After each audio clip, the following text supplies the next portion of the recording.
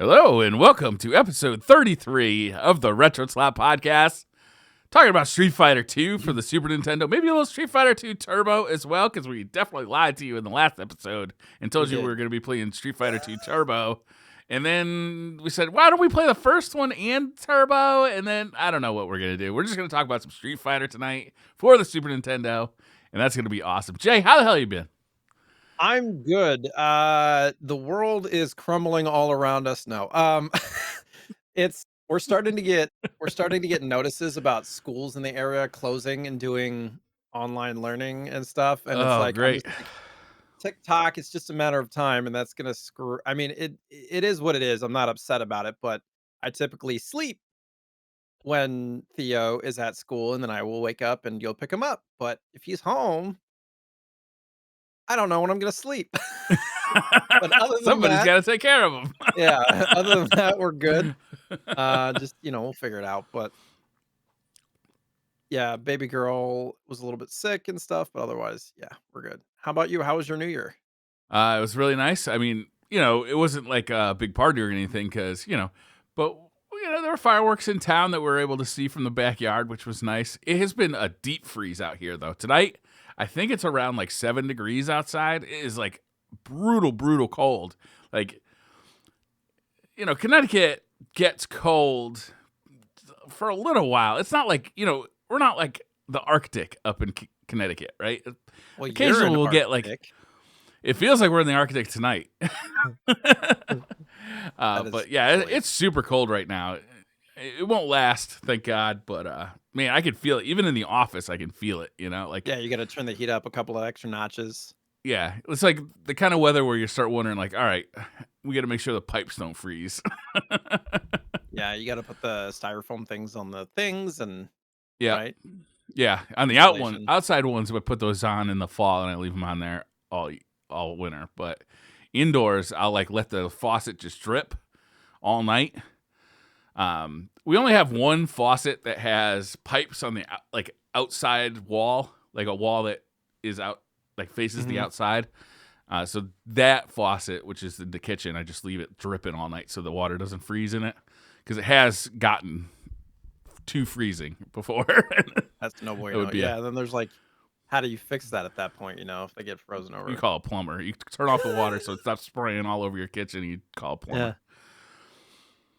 Yeah. To your point, you were talking about fireworks. I don't know what it is in our neighborhood. Like everybody treats it as their own personal holiday. So it's like a war zone in our neighborhood. Whenever there's like a holiday, as far as 4th of July or New Year's, it's like starting at 10 p.m. Yeah. Like just, we can look out our back windows and see the big artillery shells going off and like not very far away and stuff. And it's just, when you're trying to put a 2-year-old to sleep, it's fantastic. So it never occurred to me until I really got on the internet, like really when I got on Twitter and people would start complaining about it. Oh, it's New Year's.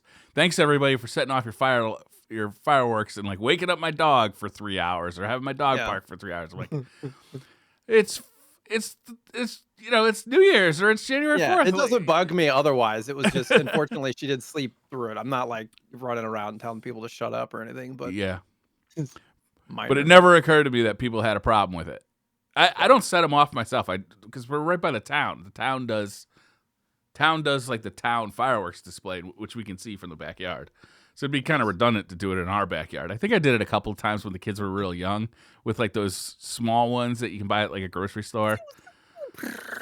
Yeah. Just so they could, have the fun of firing off some fireworks, at irresponsible ages. Yeah, they do enjoy fire. Run away! They sure do. Our son Theo loves fireworks. Yeah, he loves the little ones. He'll go and like kick it over, when it's done, and pour water on it and that stuff. But it's fun.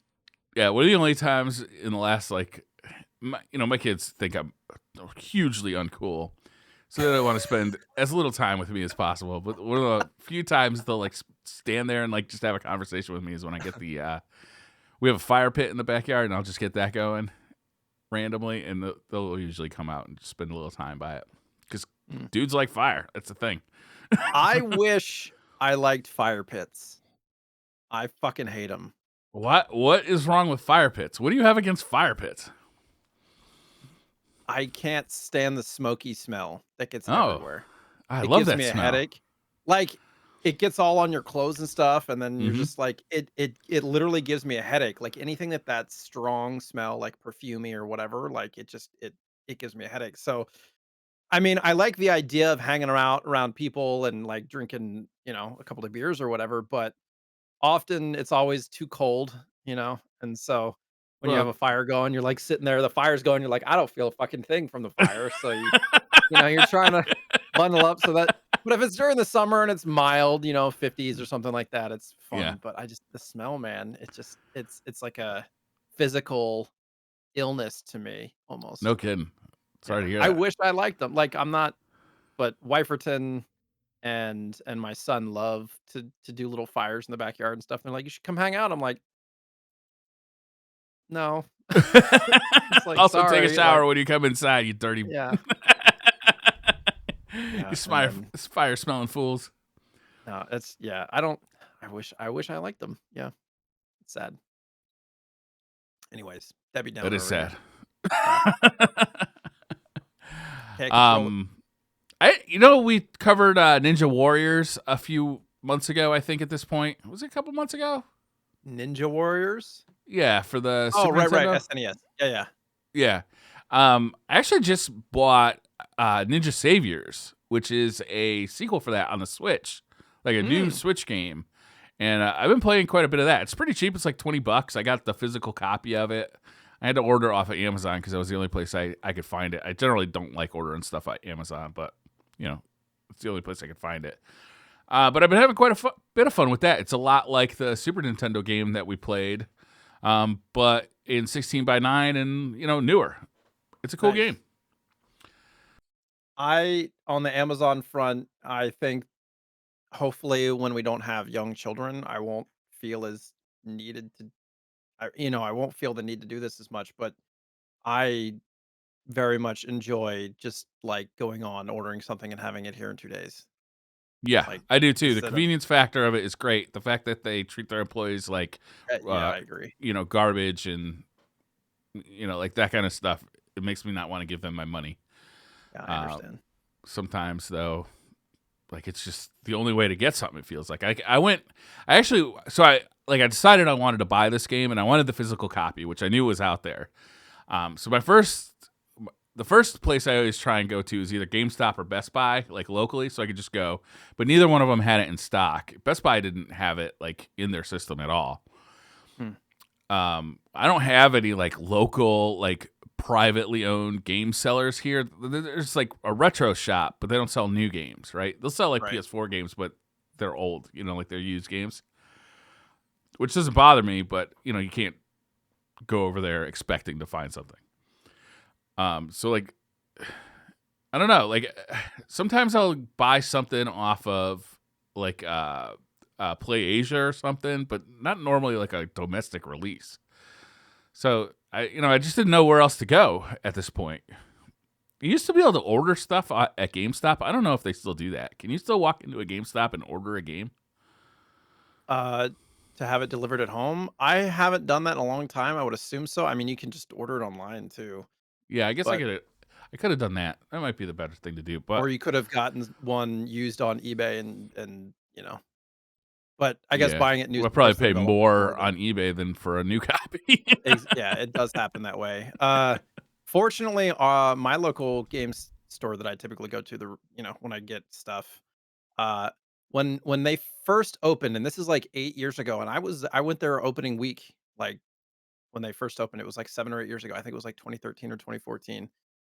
For a few years, they had this attitude of like, no, it's if it's not retro, we don't carry it. Like they had like no current gen stuff, period. Like just white wall. But I think they got to a certain point where they were like, "You know what? This is what people want. People keep asking for it, and I think they just decided to. And now they have the biggest Switch library like in the world. At least they did at one point Hmm. of unique titles in brick and mortar store. They had like in the world the most. I don't think that's the case anymore just because there's so many freaking titles out there. But Yeah. One of the entire walls of the place is all Switch stuff. Um, they have, like, Xbox One and PS4 stuff, but it's, like, minimal. Hmm. But they're very much into the Switch because I think, it embodies the retro mindset a little bit more than the other systems do, at least I'd the agree. handheld Yeah. stuff, and the fact that they bring a lot of retro games to the Switch, limited run and all that stuff. At one point, they had every single limited run release up to the first 50 or 60 of them. I mean, they've cycled through them now, but, um, yeah, I think probably when they started releasing more retro stuff on Nintendo, they picked that up to do it, so The Switch, I really do believe the Switch is going to be collectible in the future, right? Because it's a cartridge-based format. It's got the cases. There's there's going to be a lot of rare games for it. Mhm. Um, it doesn't have uh, like that rarity, like things like Saturn and I guess even to some extent GameCube. Although GameCube sold well. No, GameCube is like somehow thought of as like a failed Nintendo system, but it sold well. Like it did well. Well, initially, it didn't have much third-party support, kinda like the Wii U, but the Yeah. first-party games were amazing, Yeah, and and they sold those even more. consoles a lot. They sold just as many as the place. Well, they didn't sell as many as the PlayStation 2, but they sold more than the Xbox. Really? That was the generation, right? It was the GameCube, the Xbox, Xbox, yeah, and the because I had PlayStation 2. Xbox. I had Xbox, yeah. GameCube no, actually, GameCube was under the Xbox, but not by much. Oh, really? Xbox had 24,000,000, GameCube had 21.74 million, which I don't know, just glancing at this looks like to be about the 20th on the list. It was right above the Wii U, actually. Wii U had 13.5, GameCube had 21.7. So yeah, I I think mean, Wii like, U is going to become collectible too. oh, absolutely, because it was just kind of the redheaded stepchild. Yeah, No, and there was a nobody lot of liked the games. Wii U. There were a lot of games that I think got trapped there. Although a lot of them got ported over to the Switch, which was nice. It was a little annoying in the early life of the Switch that we keep getting Wii U games. Yeah, But no, there's the last time there was a new Mario Kart game was like 10 years ago or something like that, because Mario yeah, Kart 8. there was news this week that Mario Kart 9 is finally in Yep, development. yep, That which is dope. game is the top seller for the Switch too. Like it's the Crazy. Well, it's best because the selling online game. play. Yeah, online play for Mario Kart is key. Sure. Crazy. Anyway, Ninja Saviors, Return of the Ninja of the Warriors. Great game. Like especially if you like the SNES game. Very reminiscent of that. It's got the three characters are back, new bosses to deal with, 16:9 support, plays on the Switch. I got the SWOLED by accident. I told that story yesterday, but Right. I accidentally bought it on Amazon when I was buying this game, actually, because I saw that it was in stock. I'm like, oh, okay, I guess I'll buy it. Oh, the OLED knit Switch? Yeah. Oh, you enjoy it? It's a Switch that cost me another $350. I have been seeing them more in stock lately, which is nice. Yeah, that's good. I'll have to consider that Ninja Saviors game. I think it has online co-op too, doesn't it? Oh, does it? I didn't see I that. think so. I think it's got That's online great news. two-player co-op. Speaking of that, did you try out the VR retro stuff? No, I didn't. Did you? No. I didn't. We're so bad about that. Like, I'm totally gonna do that tonight. Oh, yeah. Fucking nope. And then you know what happens is as soon as we're done with this, is I edit everything and I post it all to like all the different places, and then I go get something to eat, and then I go to bed. Mhm. So it's like there's just no time to do something afterward. And by the morning, I've forgotten everything I said Yeah. that night. Yeah, I think I'm a little bit too ADHD to like retain those kind of things that aren't Yeah, priority yeah, because everything else just leapfrogs it in my head. yeah. I should write shit down, but I don't. You need to get like a Moleskine, do you do Moleskine I do notebooks? have one right here. Yeah, it's like for notes, yeah. That's funny. Moleskines are great. Do you want to do some news? Yeah, we can do that. Okay. Did you see the Logan Paul Game Boy table? Yeah, man. I thought that was really cool, actually. I'm like, I'm kind of in agreement with you. I understand why people are upset, but when I was looking at it more, I was like, these look like refurbed shells. These don't look like original yeah, they didn't shells. look like real Game Boys. They look like, yeah, like like reconditioned or like Yeah. modified Game Boys. If I were Logan Paul, I would come out and say, "Hey, we just took some old broken Game Boys, slapped some new shells on them to make them look new, and then through because like, you can pick up broken Game Boys for like 10-15 bucks a pop, and then those Yeah. shells are like 10 bucks a pop. There's So no shortage of fucking Game Boys out there. yeah, They're everywhere. They're a dime yeah. a dozen. Some of those are very limited, like the Pokemon ones. If they were actually original in that condition, I could see people being a little. I mean, but like I can't. it's That his guy made an money. awesome piece of furniture. Yeah, it's his money. I mean, Yeah. people are upset, then they should go buy them themselves, I guess, and I preserve thought them. it I was don't know. pretty cool. I mean, I don't know if I'd put it in my living room, but I could put it in my game room. Yeah, I thought it was pretty cool too. People just I love wish to I was. hate that guy. Yeah, well, yeah, I understand the perspective, but yeah, generally.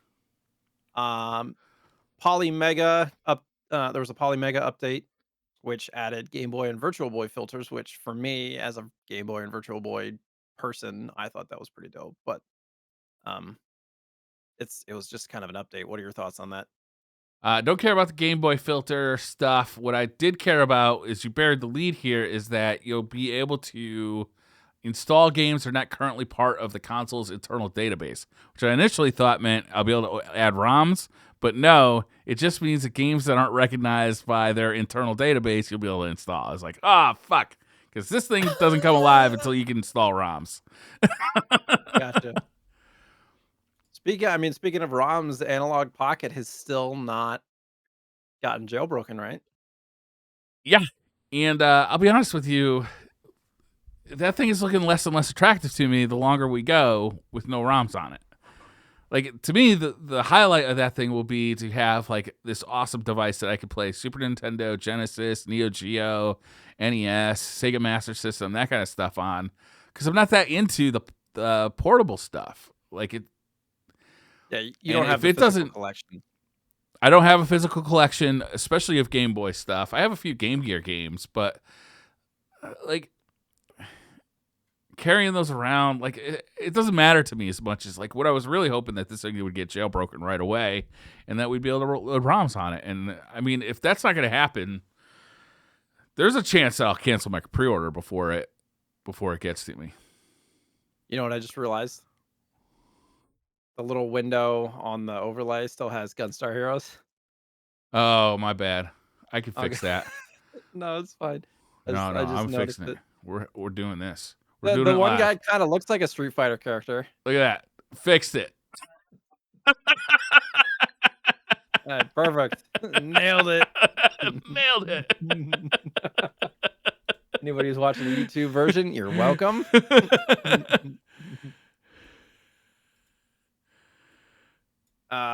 Yeah, I mean, with the analog and polymega stuff, I feel like it's an inevitability that they'll have the jailbroken stuff. But when I was looking at reviews and video of some of the games that I picked up, just to kind of have context, I Yeah. noticed that somebody made a video which I want to watch says, "Do not buy the analog pocket."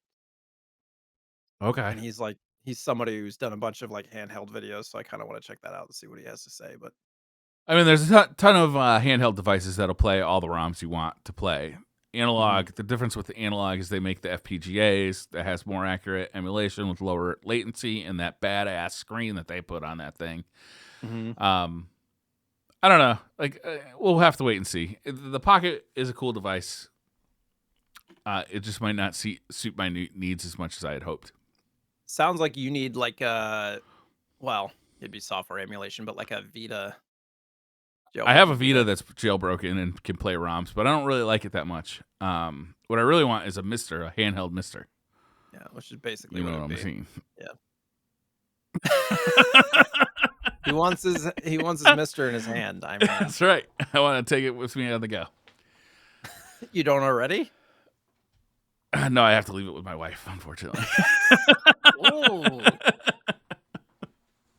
GoldenEye is getting on Xbox Live. Did you see that? Digital I GoldenEye is did. getting Is this confirmed now, or is this still rumor? yeah. No, Okay. this is confirmed. It's getting a digital release on Xbox, but it's like the original GoldenEye. Yeah. and they're just, like, putting achievements and stuff on it, which is funny. It's not confirmed to be coming for the Switch, which is odd to me, but and Okay, considering so that this is Banjo-Kazooie. based off of achievements. People found some rare developers that had achievements on the Xbox for GoldenEye 007. So I don't think this is the original version. I think it's that re-release that never got re-released. Remember we talked about that last year, and it got kind of snuck out there, and you were able to download that. It wasn't a remake. It was like just like a HD update for GoldenEye Right. 007, and it got leaked, and you could play it on emulators, or if you had a way to put a ROM on your Xbox 360, you could play it that way. Yeah, I hear what you're saying, but, like, some of these achievement picks look very much like N64 picks, Yeah. like the bathroom stall, and I don't know. We'll have to wait and see. I'd be wrong. It to me, it looks like it's going to be that HD re-release. But it's not been confirmed yet. In when that story came out about the re-release that got blocked, everybody was thinking, "Oh, it must have been, Warner Brothers, or it must have been the studio, or it must have been they couldn't get, the actor Pierce Brosnan." But it came out that no, it was Nintendo. It was approved by Nintendo until the very end, and Nintendo's just like, if it's not going to be on a Nintendo system, it's not coming out. So now the rumor is that they finally worked it out with Nintendo, and it'll come out on the expansion pass. What is that called? With the N64 games? The Xbox or the Nintendo expansion pack, I think. Yeah, it'll come out with that, right? So you'll get the original version of it on a Nintendo Switch if you have the expansion pack, that online expansion pack, and it'll come out on Xbox as the GoldenEye 007 kind of update. That'd be cool. That'd be real cool. You think they'd put that on Game Pass? Yes, I definitely think they'd put it on Game Pass. I think it's the only place for it, right? And everybody wins if they do that, right? Nintendo gets it on the Switch, and it sells more of their online pass. Xbox gets it on Game Pass. It's a winner. It's a win for everybody. Yeah, we'll see if Nintendo wants everybody to win though. I mean, Microsoft and Nintendo have worked quite closely over the last few years. Sure. Getting Ori and the Blind Forest, Cuphead, like stuff like that. Sonic games. Yeah. I can see it being realistic. I don't know. I think that any party in this equation could put their foot down and just stop it. But the fact that the game seems to be running on an Xbox and achievements are popping up, that's a good sign, right? Yeah, for sure. I thought this was interesting just for the state of arcade one-up cabinets. Yeah. The Mortal Kombat cabinet that's coming out will have online play. That's dope. Only specifically with other arcade cabinets. That makes sense. It does, but still, it's like, I think the retail for this thing is going to be like $550. What? I don't know if the retail price has been confirmed, but I was like trying to find it, and what I saw is that it was going to be the same as another cabinet that was $550. Wow. These So that's cabinets, you put a link here to a Nintendo Life article. These cabinets have gotten a lot better looking. These one-up arcade cabinets. Like they really nailed it with this Mortal Kombat cabinet. And it plays 14 games.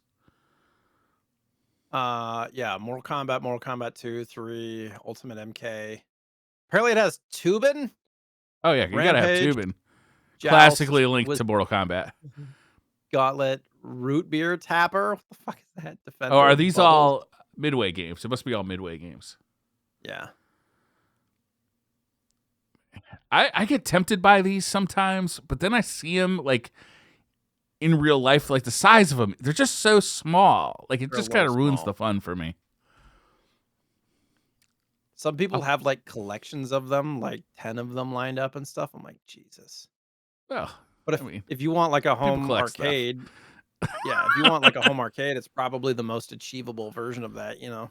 Yeah, taking care of an actual arcade machine is a royal pain in the ass. I thought for a long time about getting uh, one of two arcade machines, a Street Fighter 2 arcade machine, stand-up Street Fighter 2 arcade machine, and I didn't care which one. And they got to the point where they were pretty affordable. The problem was the hardware was all burning out. They have CRTs in them that ran for 1 million hours because they were left on 24/7 for 10, 15 years. So the CRTs were dying, or they had burn-in, and the boards were dying. And depending on which version of Street Fighter 2 you're looking at, they have a battery on the circuit board that if the battery dies, it is basically a form of not copy protection, but anti-piracy, where it just wipes the board. You can't play the game anymore if the battery dies. So it's like I think they've come up with a fix for that now. Like, not Capcom hasn't, like, enthusiasts have come up with a fix for that. Yeah. But still, it was like, but I saw actually one of these not Mortal Kombat, 1-Up arcade 1-Up Street Fighter machines. I was like, that would be kind of cool to have, but it's so small. Like, I'm not gonna sit there with a buddy, like, playing 2-player Street Fighter, because it's like we're gonna be all cramped in. It's not gonna be fun. I'd rather just have a couple of controllers and play on the TV. And then I thought about buying one or building one, which I thought would be pretty cheap, because you just get some plywood and put like an old monitor in it, and then like a Raspberry Pi or something. That'd be pretty fun. I think they have like kits and stuff where you can do that, where people build stuff like that. Yeah, that'd be cool. Or put a Mister in there, and then you have so many great arcade games. They just added RoboCop, the old arcade version of RoboCop, to Mister.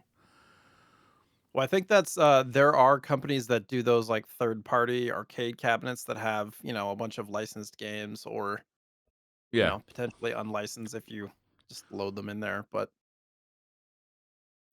the other thing I was thinking about was getting one of those sit-down tabletop arcades. Have you seen those? Like the lower ones? Yeah, this is when I was still single, obviously. And I was gonna use it as like kind of a kitchen, like breakfast dining table, That's the most single fucking idea I've ever had. Single male idea I've ever had, right? No, honey, it'll be great. It'll be fine. Don't worry about it. No, my wife would not be into it. She's actually said, because I watch a lot of YouTube, and I'll start watching like some of these arcade guys, talking about arcade stuff, and she's like, "Look, I put up with a lot, but you are not bringing arcade machines into this house." Like, okay, I got it. There's a line, and there it is right there. Put it out in the garage would be kind of cool. Do you have like a temperature controlled garage? Uh-huh. Yeah. Ours is not. It's currently freezing ass cold in there. Yeah. It's super easy to I'm not gonna get into garage talk right now. Ours wasn't, now it is. It wasn't that hard to fix. My wife was like considering if we could like stay in this house long term and turn the garage into my office / stream room / collection room. I was thinking about doing that too. Know how the hell we would do that, because with the cost to do that, we could probably just get a bigger house instead of. It wasn't that expensive for us to do it. I think it ended up costing less than $500. Well, ours was finished. Ours was finished and insulated. So yeah, ours is not. Yeah. We just put new garage doors on it, though. I was like, nice. Wouldn't that be kind of pointless to have new garage doors and then make it an office where you don't open the garage doors? I thought it'd be nice because, like, in the middle of summer, when you're working, you can just open the garage door and have like an open air office. I just wouldn't want anybody to see my shit. Yeah, that's the thing. Yeah, that's true. I'm very. This next story blows my mind, because why would anybody do this? Why not? Somebody put, his name's Downing's Basement is the channel, put Game Boy Advance with an IPS screen in it inside the body of a Tiger handheld. Like with the little tiny, plus sign joystick and the 2 buttons on the right side with the, like, why, but also it's dope. Yeah, it's kind of funny, to be honest with you. I feel like some of these folks just do it just to see, if they can do it. I agree. Like, this is a hell of a project, too. Like, he's 3D printing the case. Like, it's not an actual Tiger handheld. He made a case for a Game Boy Advance that looks like a Tiger handheld. Yeah. Which is kind of fun. I like it. It's pretty basic. Yeah, his channel's Downing's Basement. So it's on YouTube if you want to check it out. So you got the next ones? Yeah. Hori Split Pad Pro. I don't know if are you familiar with the Split Pad Pro? They're Switch basically controllers. They replace the what do you call them? The Joy-Cons. With like man-sized, controllers, right? So you don't get like cramps in your hands when you're playing the Switch. Like, they're really comfortable. I've been using them for a couple of years. I know that other people have recommended to them have liked them as well. And they're coming out with 2 new editions that are kind of retro inspired, so I thought they'd be appropriate on this show. One is a Sonic themed one, and one which I definitely want to get is a Mega Man one. I thought the Mega Man one in particular was really cool looking. The Sonic one is a little over the top. Yeah, they got a Pac-Man one. I don't know, they're kind of cool. These things are often expensive when they first come out and then drop in price pretty quickly. Just FYI. They have a bunch of these. Holy moly. Yeah. They're made by Hori. Hori's like a kind of trusted brand for... Yeah. They're officially licensed products. Yeah. But they generally make pretty good controllers. Like, they're not first party, but they're like a tier below the first party. And I actually prefer these to the Joy-Cons, honestly. Yeah, I'm checking them out because I don't travel with my Switch very much, like ever, but I'm always worried about drift and stuff on the Joy-Con. So I usually use a Pro controller, but I think for me, preference-wise, I'd say the Sonic one looks better. You like the Sonic one better than the... I do. So it's a little too garish for me, but I respect your decision. Fuck it, man. If I had to compare the two, I do think the gold Pikachu version's pretty dope looking too, personally. Yeah. Throwing shit. They have a Monster Hunter one too for people who like Monster Hunter. Yeah. I don't know. The Mega Man one, the little icons and stuff scattered throughout, it's just kind of weird to me. I think I just like the color. I like the color. It's just a bunch of little icons thrown around. The Sonic one actually feels like a design, if that makes sense, for the controller. It looks more like a t-shirt. Yeah. With the big vinyl print t-shirt. Yeah. It's true. Next story, Limited Run is selling a physical edition of Castlevania Requiem, which has been available for the PS4 for quite some time, but digitally only. And this marks the first time that I forgot the name of the game now. Rondo of Blood Rondo of Blood has been released in a physical edition since it came out for the PSP, I believe. Oh, the Dracula X Chronicles one? Rondo of Blood. Right. Yeah. Dracula X. Rondo of Blood was unlockable. Dracula X Chronicles was like a remake of that game in 3D. Mm-hmm. And I've been on the lookout for that because I'm starting to collect for PSP and Vita now, which is... Oh, really? Yeah. Vita, I would imagine, is going to be scary because everything's rare for that. Yeah. There's some expensive games for Vita. There's a lot of really good JRPGs. Like, a lot. Yeah, I can imagine. Because that actually was relatively popular in Japan. Yeah. Just not in the US as much. Yeah. The PSP was pretty popular. It was unfortunate. The PS Vita, I'm not real sure why the PS Vita was so unpopular. I always thought it was because cell phones, right? It was like, who's going to buy a portable game system and carry it around? When you have a cell phone in your pocket, you can play Street Fighter on that. You can play games on that. But my theory was blown away when the Switch happened. Mm-hmm. I mean, the Switch I was so wrong Software. about the Switch. I was on a podcast, Jay, before the Switch came out, and I'm like, why would Nintendo do this? This is so stupid. It's gonna have cartridges. I couldn't have been more wrong about the Switch. Thank God too, because I love the Switch. Yeah, I think I've said this before, but I remember where I was. I'm pretty sure I was sitting on the couch out there when I first saw the trailer for the Switch, and I immediately was like, "Oh my god, this is incredible."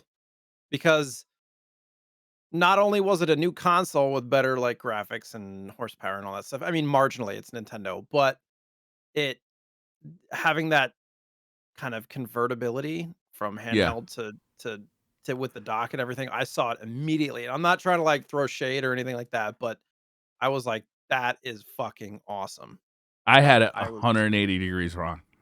I was like, why are they gonna make a portable? Who's gonna carry this thing around when you have a cell phone worth $1,000 in your pocket? That's like 5 times. Back then, it was 5 times as powerful as the Switch. Now it's 30 times more powerful. I don't know, man. The Switch is fucking awesome. I didn't see the market for it. Like I didn't see that it was going to be as popular as it is. I just for me, I was like this is perfect for me. Like that's why Yeah, I was so excited about it. I was like this looks so awesome. So, it wasn't like this is going to be the most popular system ever. It wasn't that. It was just like this looks fucking cool. That's all that amazing. was. Now you have me looking at all the limited run games and swag and Sorry, stuff. they got some cool stuff on there right now. To be Yeah. honest with you, they got Valise, the Phantasm Soldier Collection, which includes the Phantasm Soldier, Valise 2, Valise 3. They also have Windjammers 2, which everybody should buy. It's an amazing game.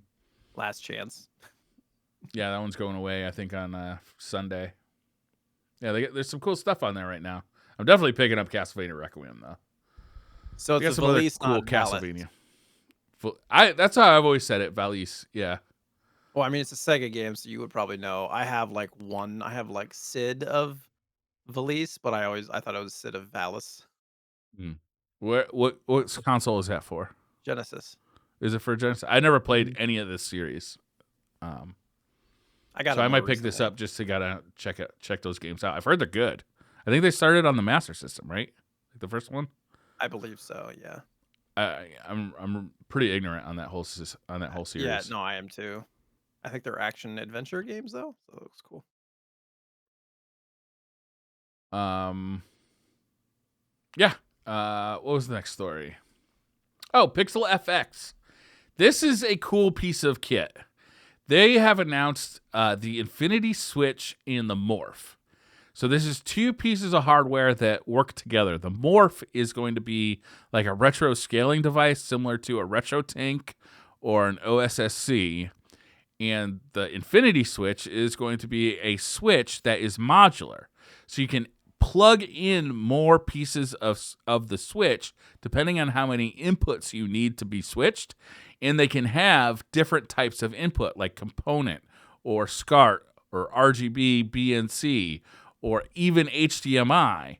And then they all go through, it also talks to the scaler, and the scaler knows what's being switched because they communicate as to what device is being switched and what kind of input it is, and the scaler knows what to do with that signal then.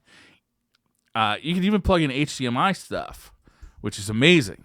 So like this thing could be really a hub for gamers, especially retro gamers, right? Like plug in your PS3 in there, you can plug in your PS2, your PS1, your SNES, like all your consoles. I'm guaranteeing this thing is going to be expensive as hell, but it might be worth it. I was gonna say if it's modular and they have to customize it, like, are we looking at north of 500 at that point? I'm guessing because I have multiple devices that do this now, and they easily cost that much money when you add them up. That's a But lot the of fact that it's what's that? this is a lot of money. Yeah, but I mean, like for me, I have a SCART switch that costs $220, right? All it is a switch, automatically controlled. You plug in, I think it's got 8 inputs and 2 outputs, which you know why I need 2 outputs, right? Because you stream, Yeah, yeah. right? So that thing was $220. It's damn worth it because I don't have to like remember what which input is what. It just automatically switches. And then that goes into OSSC, which I think was around $200, plus the cables. This thing being all like all one thing, I think it looks like it's going to be really cool. I don't know what the pricing is going to be, obviously, but I would guess it's going to be around $500 easy. If they could somehow get it into the 250 to 300 range, then I'll consider it. But yeah, for 500, I can't justify it for what it is. I mean, the Morph alone, I think, would be a $200 to $250. Because what's a RetroTink 5 go for? It's like that's around $250 or $300, right? I don't think so. I think it's 200. I thought it was like $300. The regular RetroTink, the regular RetroTink was like 100, right? And then yeah, but that's just 2x and only just composite. The 5x is $300. You're right. That's why I don't have one. I mean, you got to pay to play, I guess, right? Yeah, right. But this is definitely the thing the hole you fall down when you start wanting to play original consoles on modern displays. Right. Like this, it's an expensive thing. Like if you want to play a Super Nintendo on a CRT, plug it into composite or S video, and you're off to the races. You don't need anything else. But once you want to start getting the absolute best signal quality out of those old consoles, and you want to be converting them over to play on modern TVs, like it gets expensive quick. For sure. And it's not done yet because they haven't even started doing 4K stuff. And like 4K is going to be a breakthrough for the scalers because it's an even integer scale with 240p, which is what those old consoles ran at. Right? 1080p is not even integer scale, so you have to like crop it, you have to like adjust the size of the image, but 4K is an even integer scale, so it's going to look marvelous. But they don't have the processing power to get there. So this isn't done yet. We're going to keep doing this. So we'll have to keep our ears to the ground on that. For somebody like me who's already invested in a bunch of analog products, it doesn't really make sense since I'm kind of down that road, but yeah, to somebody who wants to stay kind of original to the original N64, SNES, Nintendo, all that stuff, then it definitely makes more sense than for me. Yeah. I think I'm an idiot because I've gone both ways. I have all the analog stuff, and I have all the original stuff that I like. I like playing on the original stuff. It's like and then it's part of the fun. And then you end up playing on your fucking Mister. It's true too. It's like he's like got all the stuff for both, and then he ends up playing his Mister. Like what? Well, the thing with the Mister is it's so convenient because I don't have all the games. I don't have a huge collection like you do. Right. I prefer to play on the cartridge, but like I really want to play. Let's pick a game from random. Phantasy Star for the Master System, and that's a really expensive cartridge to get. I'm not going to spend $200 on that cartridge. I'm just not going to do it. But there's, I can play the ROM on a Mister, or I can play, they just recently came out with the Sega Ages collection on the Switch that includes on the side of the screen a mini map that like does like the graph paper for you. Like, well, I'll just play that, I guess. I'd rather buy the cartridge. I'd love to have the original Phantasy Star cartridge, but I'm not spending $200 on that. So just so you know, it's around $75 for the cart, but probably $150 to $200 for complete. Yeah, which you'd probably want at least the box. You definitely want the box. It's hard to have Genesis games loose. That's not Genesis. That's Master System. Or Master System. I mean, like similar kind of form factor, that little cart, but yeah. Yeah, it is hard to have those loose. Anyhow, though, this device looks pretty neat. Yeah, it is. It does look super neat. For me personally, I don't know if it'll. Yeah, if you're not going to play the original systems, it doesn't make any sense. I'm still working on getting my TurboGrafx going. I got to get it recapped. I know that, so I got to send it out, or I can do it myself, I suppose. But I don't know. I've never done it, so I'd have to learn how to do it. I wonder if by the time you want that to happen, that Analog will have the TurboGrafx adapters ready to go. Well, it doesn't matter. I mean, I'll do both. Like this is actually my childhood TurboGrafx. Oh, so I definitely want it to work. That makes sense. Same with my Game Gear. I want my Game Gear to work because it's my childhood Game Gear. And that one doesn't work. So I need to get on that soon because I'm sure the There are capacitive services I fluid think is. you can like send them off and have Yeah, them recap. I will. Yeah, but I gotta actually do it. Another heads up is the Sega Ages collection for the Nintendo Switch is actually on sale until January 16th, and they're on like pretty significant sale. Like some of the games are like $2.70, like $2.70, and some of them are like $5 ish. And this is a really awesome collection. They have, I don't know, I want to say like 10 to 15 games, like Phantasy Star, Puyo Puyo 2, Shinobi, Virtual Racing, Outrun, Lightning Force, Thunder Force AC, like a bunch of stuff. And they're all ported by M2, which is like kind of that. Usually you're getting pretty good stuff when M2 is doing it. And a lot of them have really significant upgrades. Like I was just saying with Phantasy Star, they have two modes with Phantasy Star if you play it on the Switch through the Sega Ages. They have the regular mode, or they have the Sega Ages mode, which reduces the frequency of random encounters, but also increases the amount of money and experience you get from those encounters. So, like, it just makes the game a little quicker to get through. And it has a map on the side. Because obviously it's a 4x3 game and it's 16:9 screen, so they just put a map on the side when you're going through a dungeon. I don't know if you know this, that game has first-person dungeons, which can get a little confusing, so this maps it out like graph paper for you, Nice. which is kind of neat. But they a bunch of games are like that.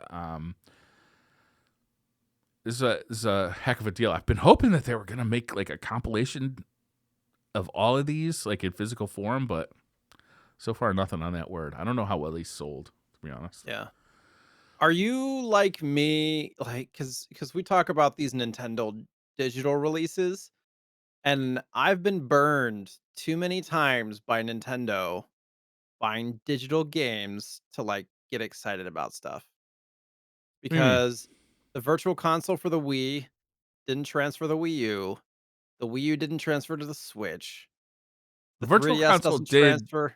did transfer to the Wii U. Like you could do it one time. Right. It was like a if you had bought stuff on the Wii, then you could like transfer it, but then you couldn't play it on the Wii if you had a Wii. I think it was like a Yeah. permanent thing.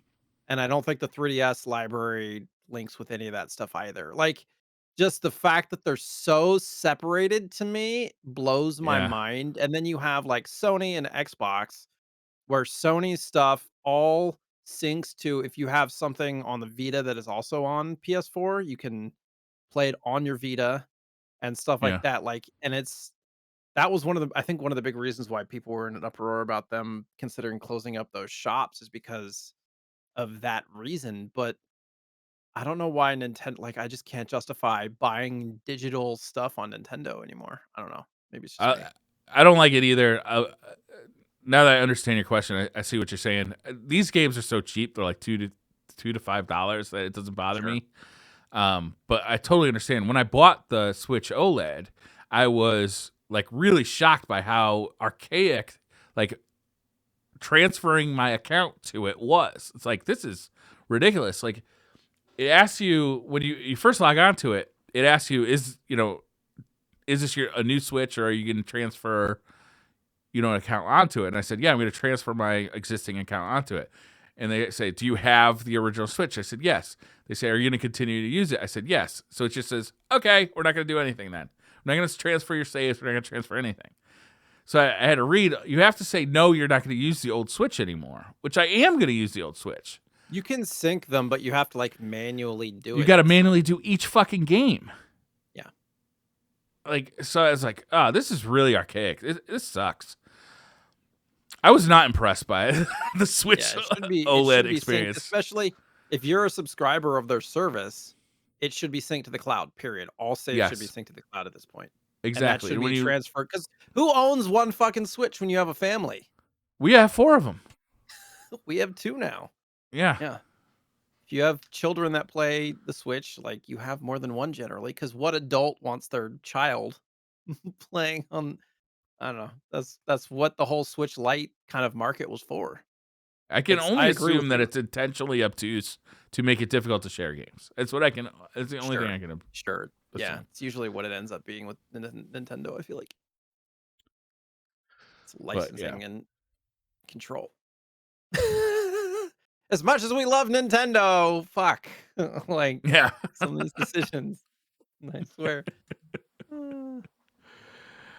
Street Fighter 2, Jay. We got to play some Yeah, Street Fighter 2. We played Street Fighter 2 for the Super Nintendo, and then we also played some Street Fighter 2 Turbo for the Super Nintendo. Right? We played correct. both of them. So we'll be able to contrast those two games a little bit, but we also got some history. I'm also going to put a little gameplay up on the screen. This is a new feature. This is new for those RetroSlot video users. You're welcome. So, I was gonna ask you to start, like, tell me your beginnings with this game, because I think we both have a solid history with this game specifically. I walked into Tons of Fun in the Farmington Valley Mall when I was a kid, which was the local arcade. And as soon as I turned the corner, there was a crowd of teenagers in frayed jean jackets with Metallica patches on the back and leather jackets and all sorts of never duels, playing this game that looked like candy to my eyes. It was Street Fighter 2. It was the first time I saw it. I still remember it. I immediately got in line. I was super intimidated because all these kids were older and mean looking, the kind of kids that hang out at arcades. And it was just like, it was joyous to see it. I didn't get to go to the arcade that much, but when I did, I went right to Street Fighter 2 from, I don't know when it released in 1992.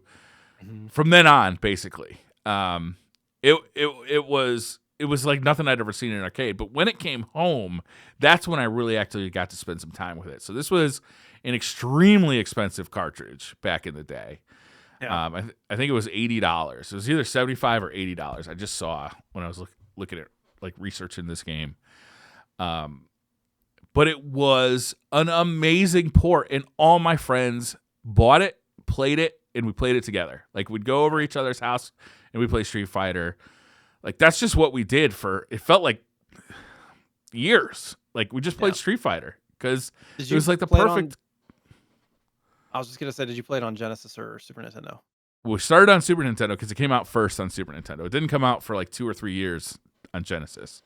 And then a year later, Street Fighter 2 Turbo came out for the Super Nintendo. And some of us were really excited about it, and some of us were pissed, and some of us had mixed feelings because, we just bought one of the most expensive cartridges of our lives.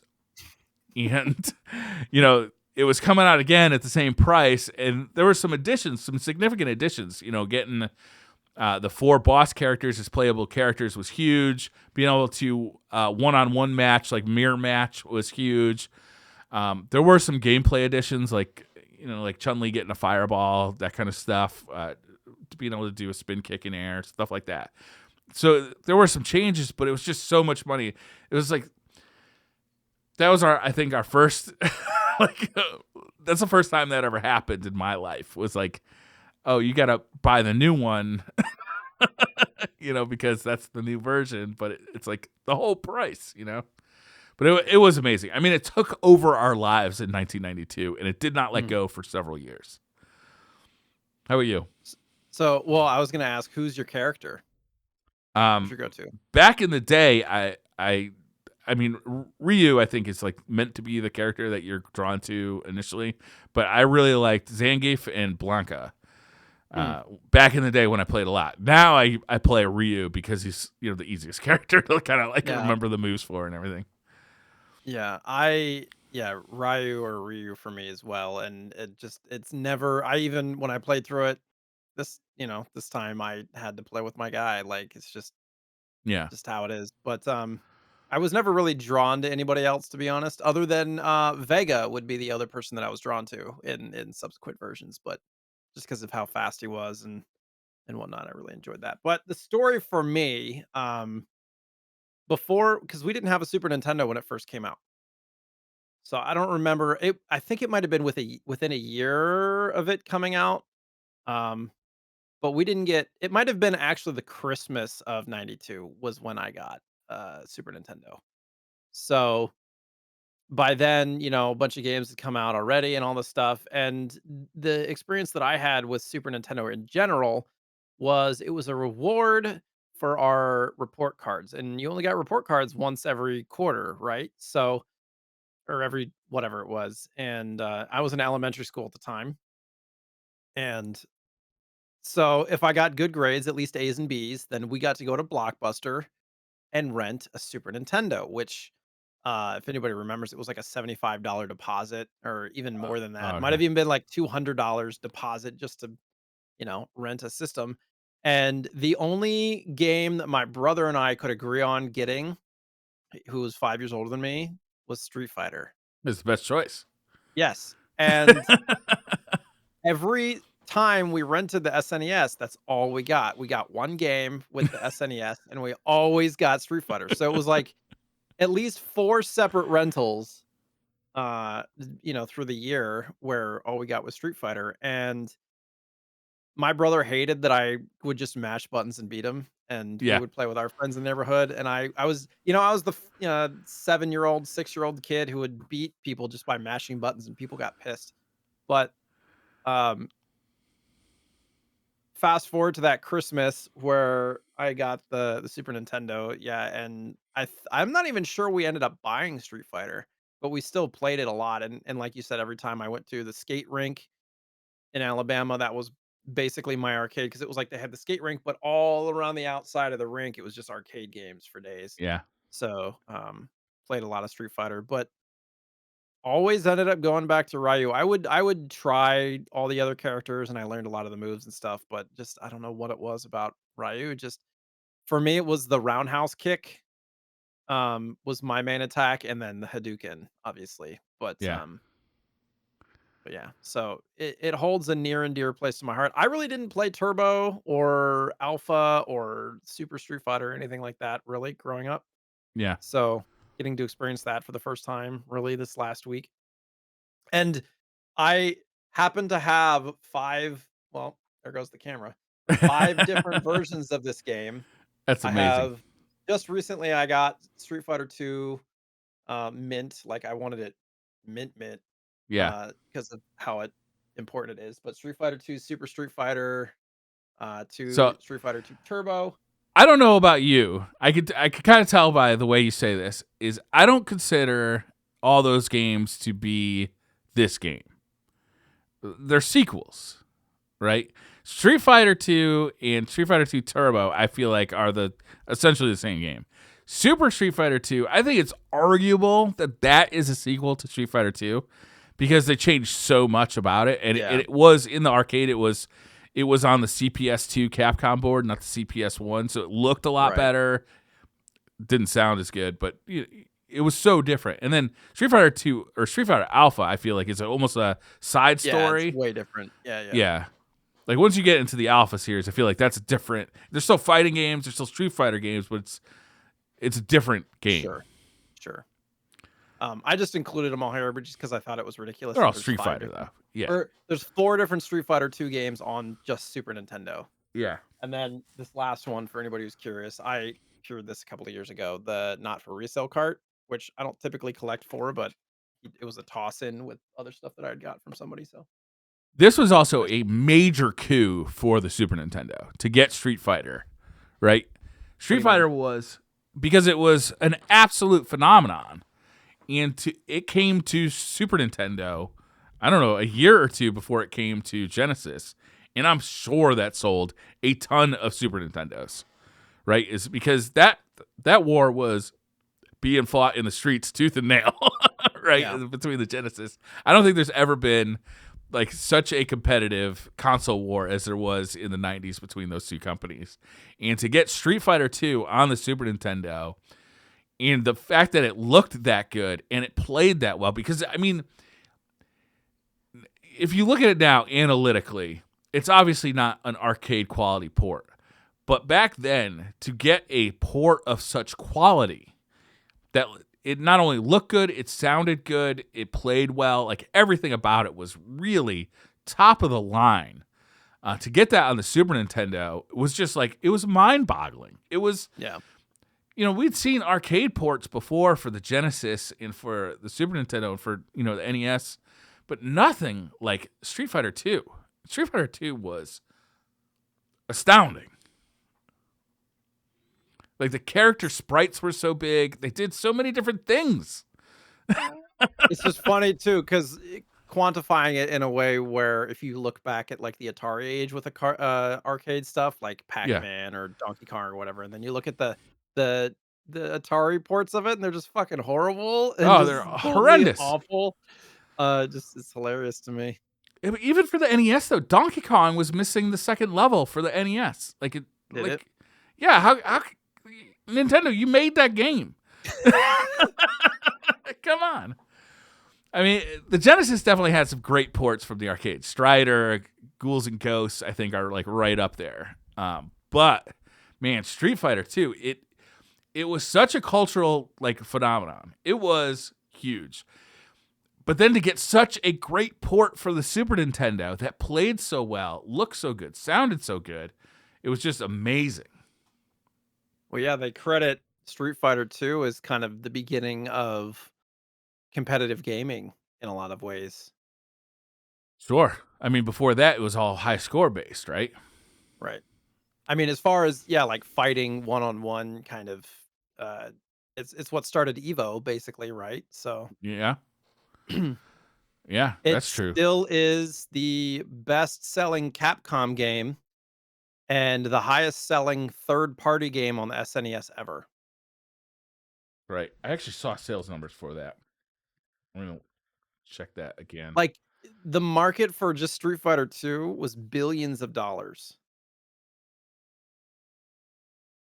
Crazy. Yeah, the arcade game sold like gangbusters. I think I wrote in the notes that it sold like 60,000.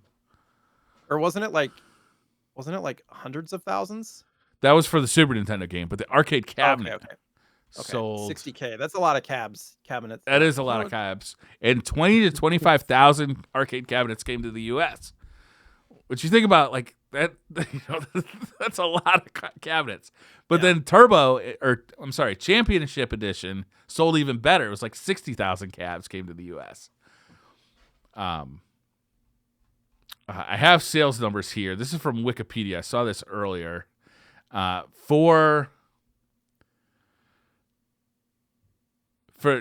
is the coin op, like the arcade sales. 60,000 Street Fighter 2 World Warriors. 160,000 for Street Fighter 2 Champion Edition. So it's like, I mean, it was just getting going when Championship Edition I can picture that cabinet with the circle that's kind of like grayish, blackish with the I can picture that.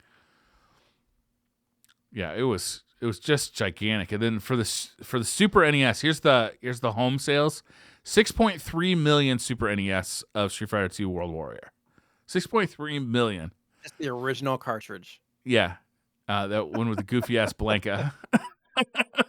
And then Special Champion Edition, which was the first one for the Genesis, sold 1.6 million.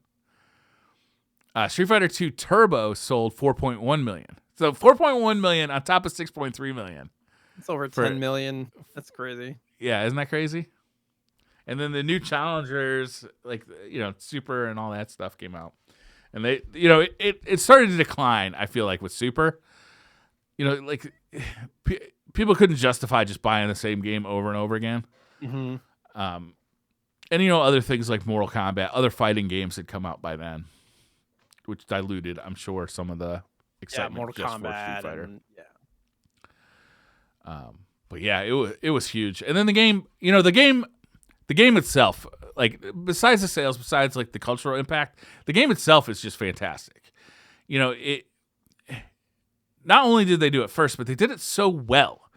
Like, the characters have so much personality. I still play fighting games all the time. I'm like, these characters don't hold a candle to the characters in Street Fighter. They don't have the personality. They don't feel as unique and different from each other, right? It's like, they're definitely stereotypes, but I don't feel like they're mean, right? They're not.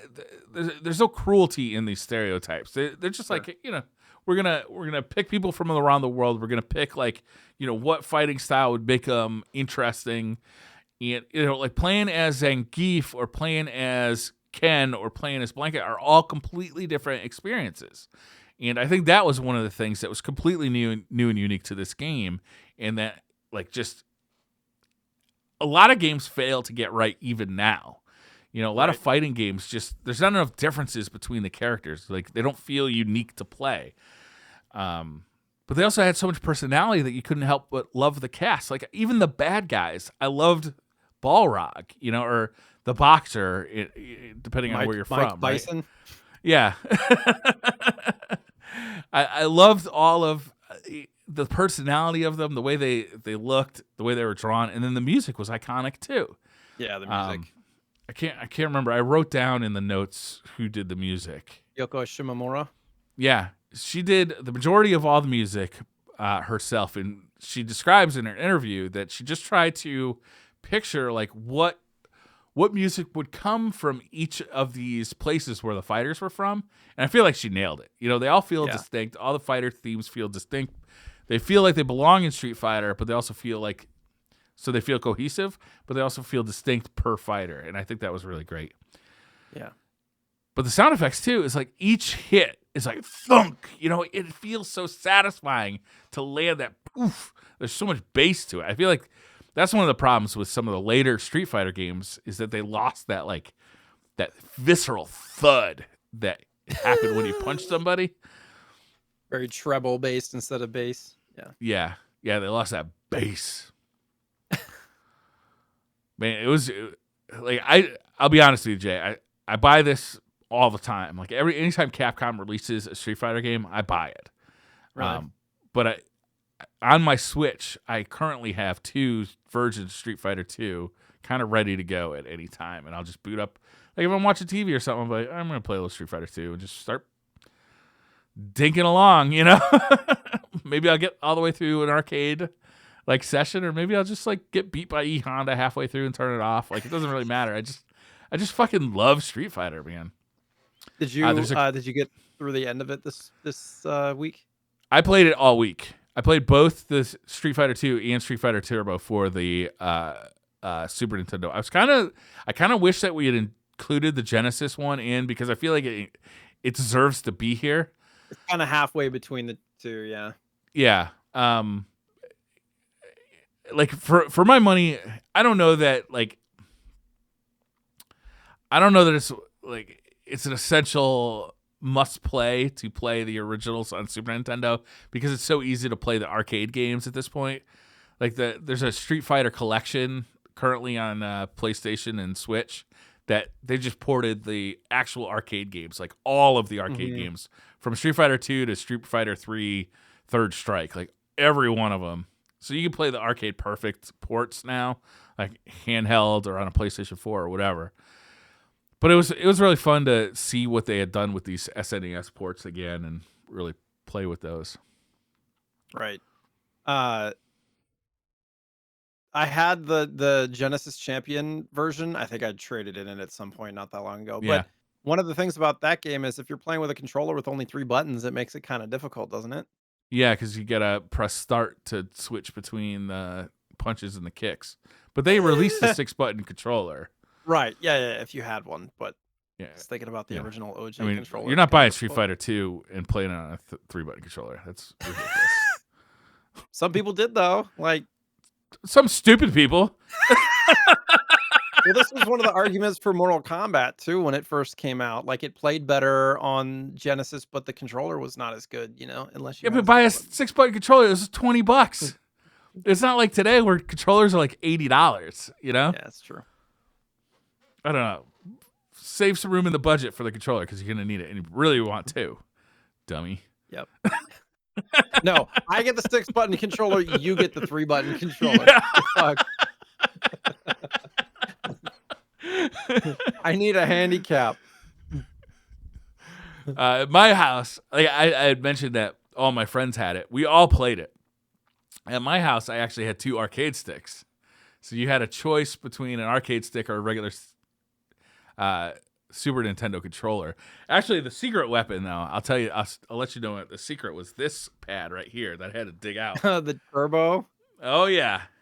This is the assy pad. This is the best controller. that ever came out for the Super Nintendo. If you could find one of these, I don't think they're that expensive on eBay, actually, because I was looking at to replace this one. This is actually my childhood pad. This has original Nintendo like buttons and D-pad in it, but the only addition is that they also added turbo to it, which really actually helps in Street Fighter 2 for the Super Nintendo, because some of the special moves can be more difficult than the arcade to pull off. So having the turbo button actually gives you a little bit of leeway of when you hit that button to get that dragon punch off, or that that special move off. But yeah, we had the secret weapon, the ASCII pad. How does that spell? Controller is awesome. Like ASCII. Oh, ASCII pad. Yeah, that's what I said.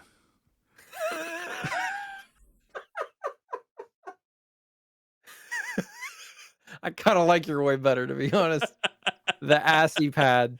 Yeah. Honestly, though, if you play Super Nintendo with a regular pad, you should find one of these things. They're really good. Obviously, it's still wired.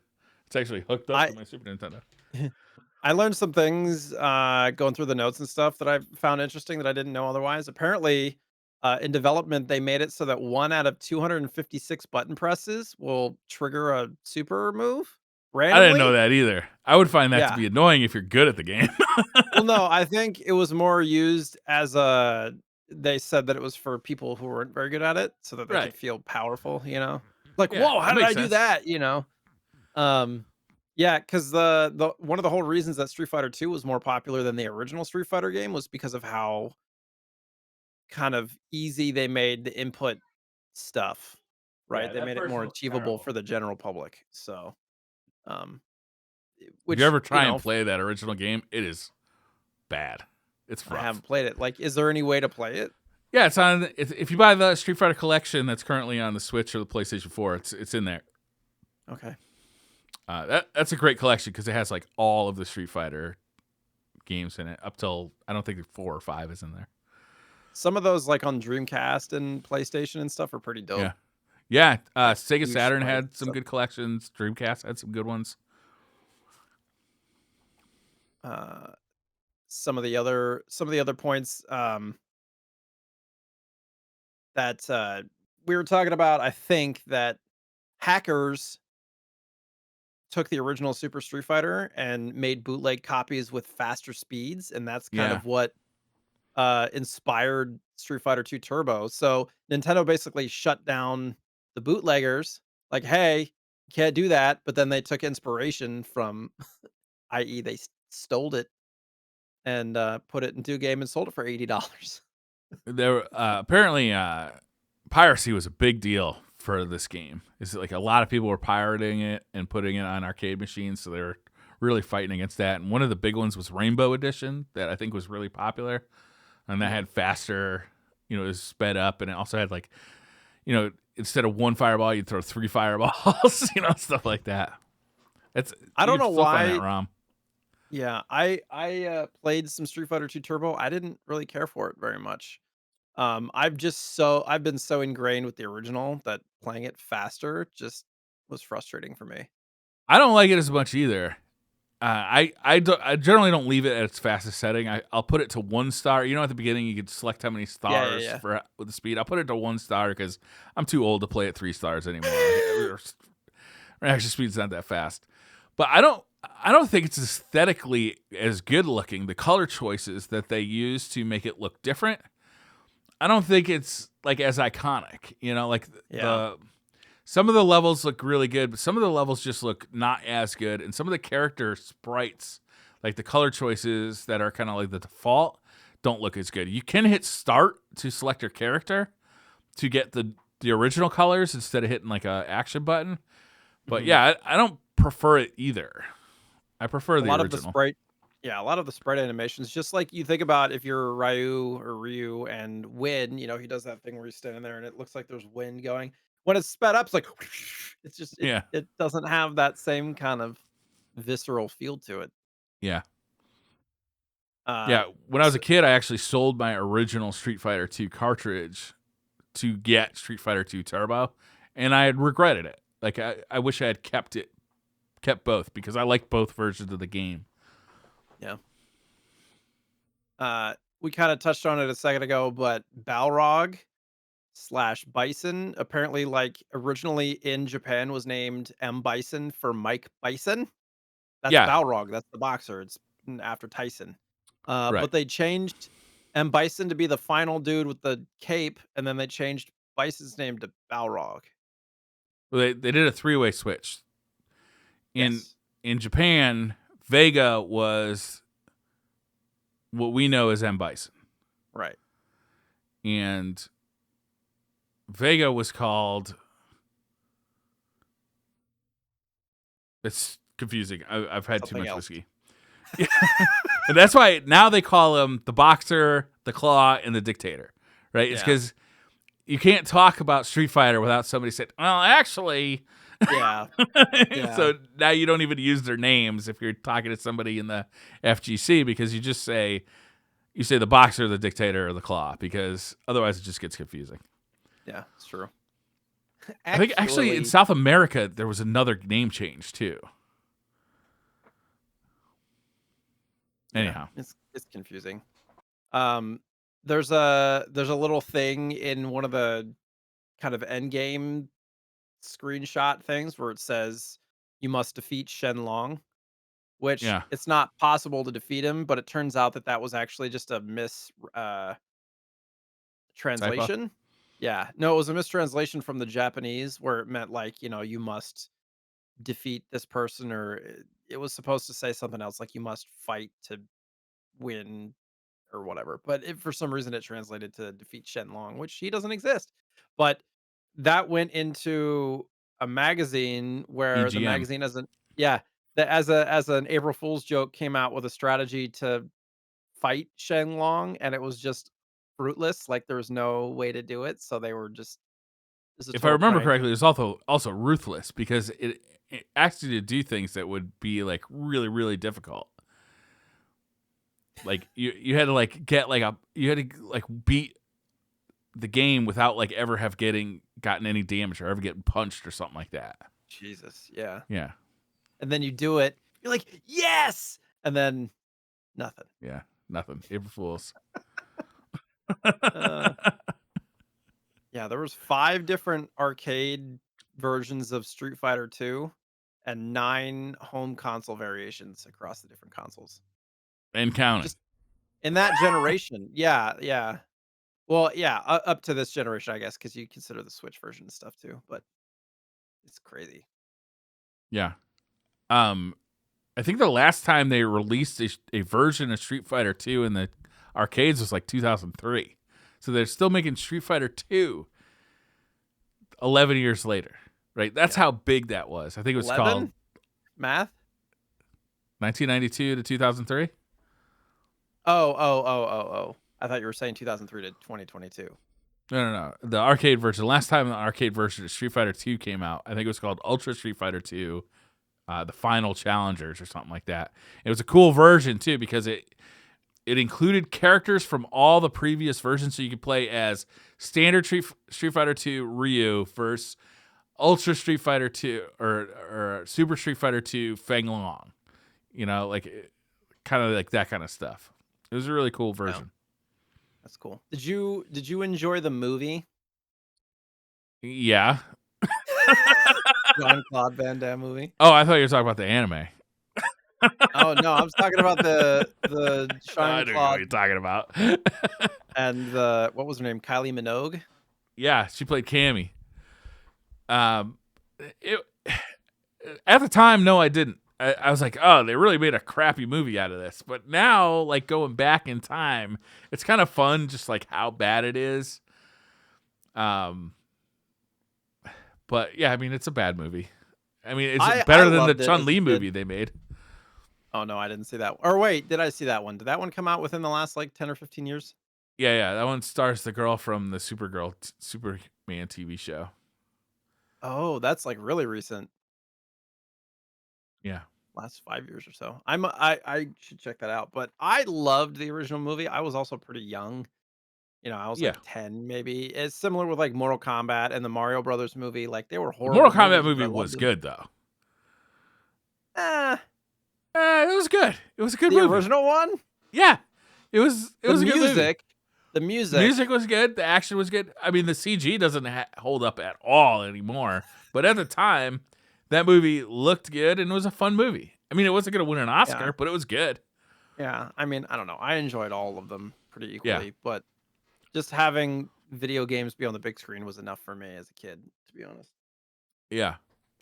And then, did you ever end up seeing the College Humor Street Fighter College Years No. things? Oh my god, dude. Is that good stuff? Oh, it's just how do I describe it? Imagine the Street Fighter 2 characters 20 years later and them being like some of them being stuck in history like, "Man, we were so cool back then." And like it's it's the real like if you took and I think Zangief was like this older drunk dude and I think Guile was like this wealthy Hollywood actor or something like that. Like they took the characters and kind of finished out the story arc, like what had happened in those 20 Yeah. years. But whenever it shows them like back in the day and it shows like video of the actual video game, Yeah. as reminiscent, but this was like early 2000s, like I'll have 2005 to or look 6 this or up. something. Is that Oh College my Humor? god. I think or it was on YouTube or something, or I'm sure you can find it on YouTube, but it had like multiple seasons. Um, and I think they're I'll like have to 10 or look at that. That 15-minute sounds fun. episodes, but it was pretty awesome.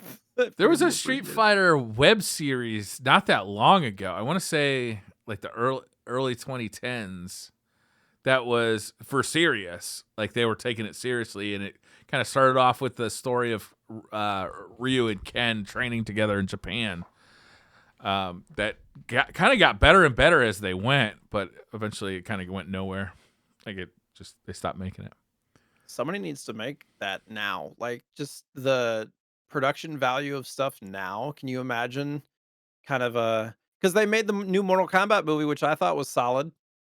You know, the one on HBO Max. Did you enjoy Yeah. that one? Nope. Dude, the effects and stuff were awesome. Yeah.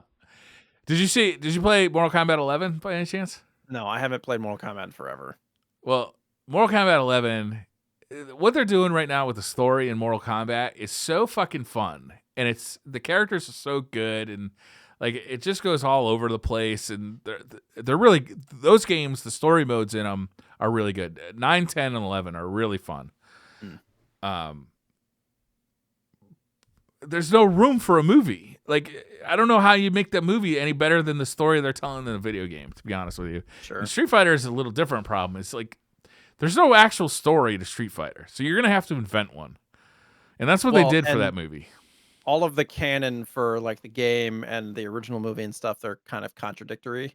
But there is like if you look in the manual for Street Fighter 2, there's backstory to all the characters and stuff. It doesn't matter though. It's like it's not real. They put 12 people together to fight, and like okay, now we need a story to put in the manual. Like Yeah. like the story is not the thing. The game is the thing. I don't know. I'm sure somebody could make a good movie out of it. I'd watch it. I guess I would. I too. literally Although resubscribed. I subscribed to HBO Max for the first time on my birthday to watch Mortal Kombat. That was my birthday present to myself. you don't like the old one, but you like the new one. No, I like the old one. You were the one that said that that was the only good one of the 3. Yeah, I'll I stand liked by all that. 3 of them. I enjoyed them all for what they were. How many Mortal Kombat movies are there? There's 4, right? Is there? Is there more? Oh, there's the Armageddon one. Right? The one from like early 2000s.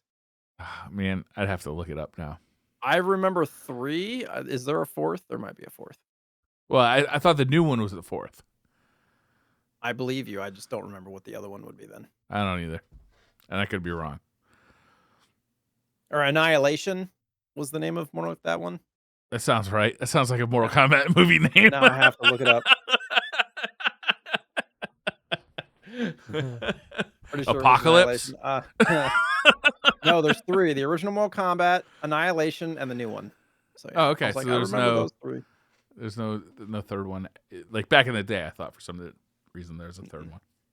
So Annihilation came out in 97. The original one came out in 95. So it was like 2 years they had a sequel, and then the new one was in 2021.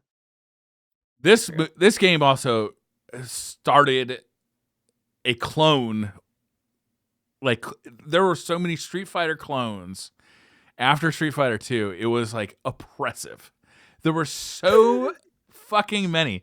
I mean, the Neo Geo became a console of all we're gonna do is make Street Fighter 2 clones now, right? And some of those ended up being really good. Don't get me wrong, but like it had such a huge impact that like there was just Street Fighter 2 clones coming out of your ass. There's the Teenage Mutant Ninja Tournament Fighters. There was Primal Rage, where we were going to fight dinosaurs. There was Mortal Kombat, where we're going to fight real people, and we're going to make it gory. There were so many of them. It was oppressive. There's like you couldn't launch a new console without having a Street Fighter. What was the one on Genesis that was just? It was so bad. I can't remember. Clay Fighters, which is horrible. Clay Fighters. I mean, there was a million. Killer Instinct. Yeah. I mean, there was definitely a world before Street Fighter 2 and after Street Fighter 2, and it was way different. I mean, we got some great stuff because of Street Fighter 2, like Tekken, Virtua Fighter, Mortal Kombat. I mean, a lot of them became really great series in their own right. But man, there was a bunch of fucking shit being dropped as fighting games. Like, it was just terrible out there. It was fun though too, because it was fun to enjoy some of the shitty ones. Because I kind of miss renting games. in the pickups today. I'm gonna mention one of them. I am too, because I got a pickup too of a shitty one. What, should we just go into the pickups? Sure. What would you pick up? I guess I'll start then. I did. So I already had Street Fighter 2 Turbo. This was actually my childhood copy of Turbo. The only reason I still have it is because I lent it. Like, when I got a PlayStation or whatever, I lent it to a friend who didn't give it back to me for like 10 years. By the time it was worthless, so I just have kept on a hold of it. Thank God. You know, like, it's actually one of the few things I have from my childhood. I also have, so I went and bought a copy of Street Fighter 2 for the Super Nintendo so that I could. They're not very expensive, yeah. No, they're not. So I could play both, but and I actually found a lot. It was only a 2-game lot where they actually had a game called Fighter's History, which is another Super Nintendo Street Fighter like. This game is terrible. Like, it's real bad. But it was kind of fun to play like a bad Street Fighter game because you don't have to do that anymore. You know, we've progressed past that. You know, fighting games aren't so popular anymore that people are making bad Street Fighter games. But that's a bad one. I mean, the characters are so generic, and there's so few frames of animation for each character. Right. It's funny. I just realized too. Now that we talk about it, I didn't include this in the pickups, but I had picked up a terrible Street Fighter 2 one called World Heroes 2. Oh, okay. That was. I don't know. Was that an SNK joint? World Heroes. Let's see here. Akara. Huh. Maybe not. No, I have to look it up. ADK SNK. Yeah. SNK. Yeah. Okay, so that was a Neo Geo port then. Yeah. Some of those were good. Like, I think the Fatal Fury port was okay on the Super Nintendo, but man, someday we'll have to do like a Neo Geo episode, man. Right? There's so many games. Yeah. I meant to talk to you before the episode about like how far out there we can get with picks of the week. Because some games are just going to be so fucking expensive that we can't logically get, but it'd be fun to be able to play it anyway. But I don't know. We'll have to have that conversation. Sure. I feel like we've still been kind of in the infancy of the podcast where we've been picking mainstays and then a few kind of outliers here and there. Yeah. But because it's fun to learn about the history of all the stuff. For me personally, the ones that we have a lot of attachment to, it's been really fun to deep dive into the kind of history and culture of it all. Yeah. So I have a bin. All right, let's see. I'm gonna pour myself a glass of canned whiskey, and I'm gonna lean back, and I'm just gonna watch and listen. So can I leave the Street Fighter up on the screen? You think, or should I make it? Yeah. I'm sure it's fine. I can make it 2 people. So I think I'm legitimately, like, as far as addictions go, I've been legitimately addicted to Mercari. Um, You found a because honeypot. yeah, no, it's because it reminds me a lot of early eBay hunting days. And I have a story. I can start with the story actually because I don't have the games yet, but um just I have this itch in my stomach. Like, you need to open it right now. You might be missing out on something. And it is like kind of terrifying to me. And I'm Yeah. trying to I've bought I think over 100 things in a month on Mercari. Ooh. And like 40% of them have been canceled. So it's Oh, unfortunate. Like, that's I'm trying that's not to get my frustrating. hopes up. Yeah, no, it's and there's no repercussions for them. Like, I can't leave negative feedback if they just cancel it or list it higher or whatever. Um, I'm just trying to not get emotionally attached to stuff until I have it in my hands at this point. Are But you trying to do complete sets now? no, I just like I'm doing a lot of upgrading conditions of my Mhm. favorite stuff. Like, I just recently upgraded from Mercari, like the box to Golden Sun, which is one of my favorite GBA games, and like getting a minty Street Fighter 2, and I upgraded a condition of a game here. And How much so does a so minty Street Fighter 2 cost? that one I think I got for 60 or 70, but I could if I listed it, I could probably get 130, 140 for it. Okay, I was just Um wondering if I was going to do it or not, and I've decided not to do it. You can get a complete in box copy for 50 to 70 that's maybe a little beat up or doesn't have all this has all the inserts, they're all mint, it has the original bag, everything, like, it's, like, mint. Um, and I came across that and Mortal Kombat from the same seller, which I showed, a few episodes ago, the 2 together, but I got a pretty decent deal on the pair, so I took it. Anyways, A bin. A bin of things. I'll try to go quickly. So, the story of Makari. This happened yesterday. Mhm. Um, like, my back is literally and my neck is gets cringed and hurt from like hunched over my phone, refreshing it. It's bad. I'm trying to Jesus, slow Jay. down. It's really bad. But without that, I could not have this story.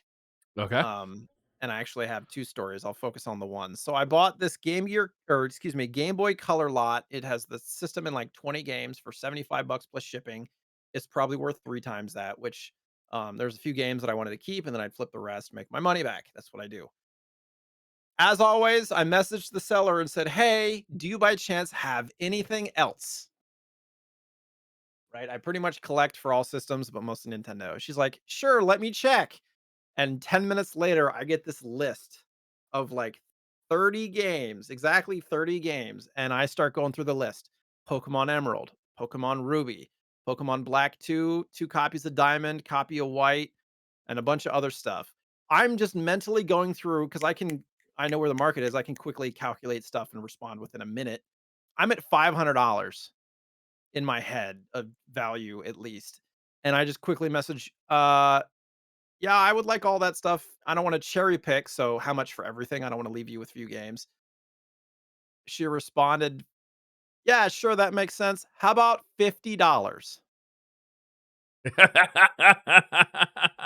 What'd you do? What would you do? I don't know.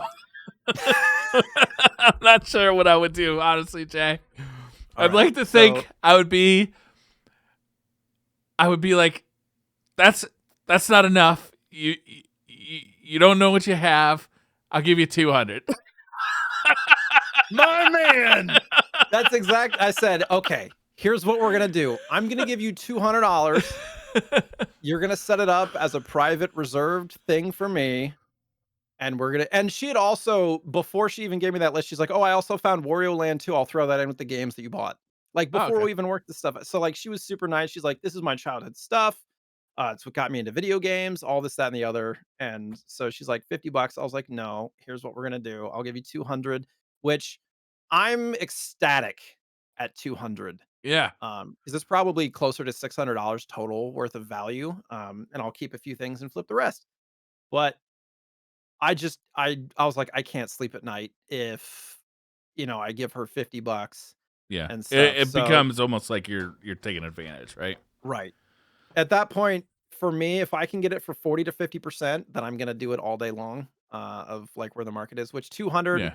you know, after fees, shipping of stuff is probably about 50% if you think about that, plus I'm gonna have to be paying taxes this year for selling stuff on eBay and all that stuff, but yeah, I was like, "I've done this for too long, and I know how I feel after quote, unquote, "taking advantage of somebody like that." If it was like a garage sale and I was the only one there, I might have given her 100, I don't know, but 200 felt right to me, and I'm gonna make that back at least in reselling of stuff, like Emerald is $100 by Nice. itself, so, So let's I see was what you super got. happy with that. Yeah, so there was one more story, but do you want me to wait on that until I actually I have it want in to see some hand? games, man. Okay, alright. We'll keep the other story for when I actually have the thing in hand. Alright, All so right. quickly, I bought a lot of Vita stuff. And so I basically bought an Insta Vita collection, which kind of got me to be like, okay, well now I'm collecting for Vita. So I Oh, went to the sorry retro to hear store that, and I Jay. collected a few retro inspired Ninja Gaiden, I see. Is that Ninja Gaiden Sigma? Sigma 1 and 2, Oh, which nice. Ninja Gaiden is one of my favorite old games too. So getting those together. And then I felt like this was appropriate. Street Fighter X Tekken Oh, yeah. Vita.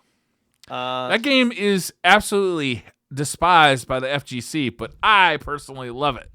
really? Yeah, I think it's a really fun game because you got Street Fighter characters fighting Tekken characters. I mean, Yeah. there's a bunch of No, no. weird shit like gems that do weird shit, but don't worry about any of that and just like play the arcade mode. It's kind of fun. Yeah, no. I mean, yeah. So there was a whole bunch of RPGs and stuff that I got, which, Yeah, is those totally Ninja why. Gaiden games are good. I actually didn't even know they came out for the PS Vita, to be honest with you. Yeah.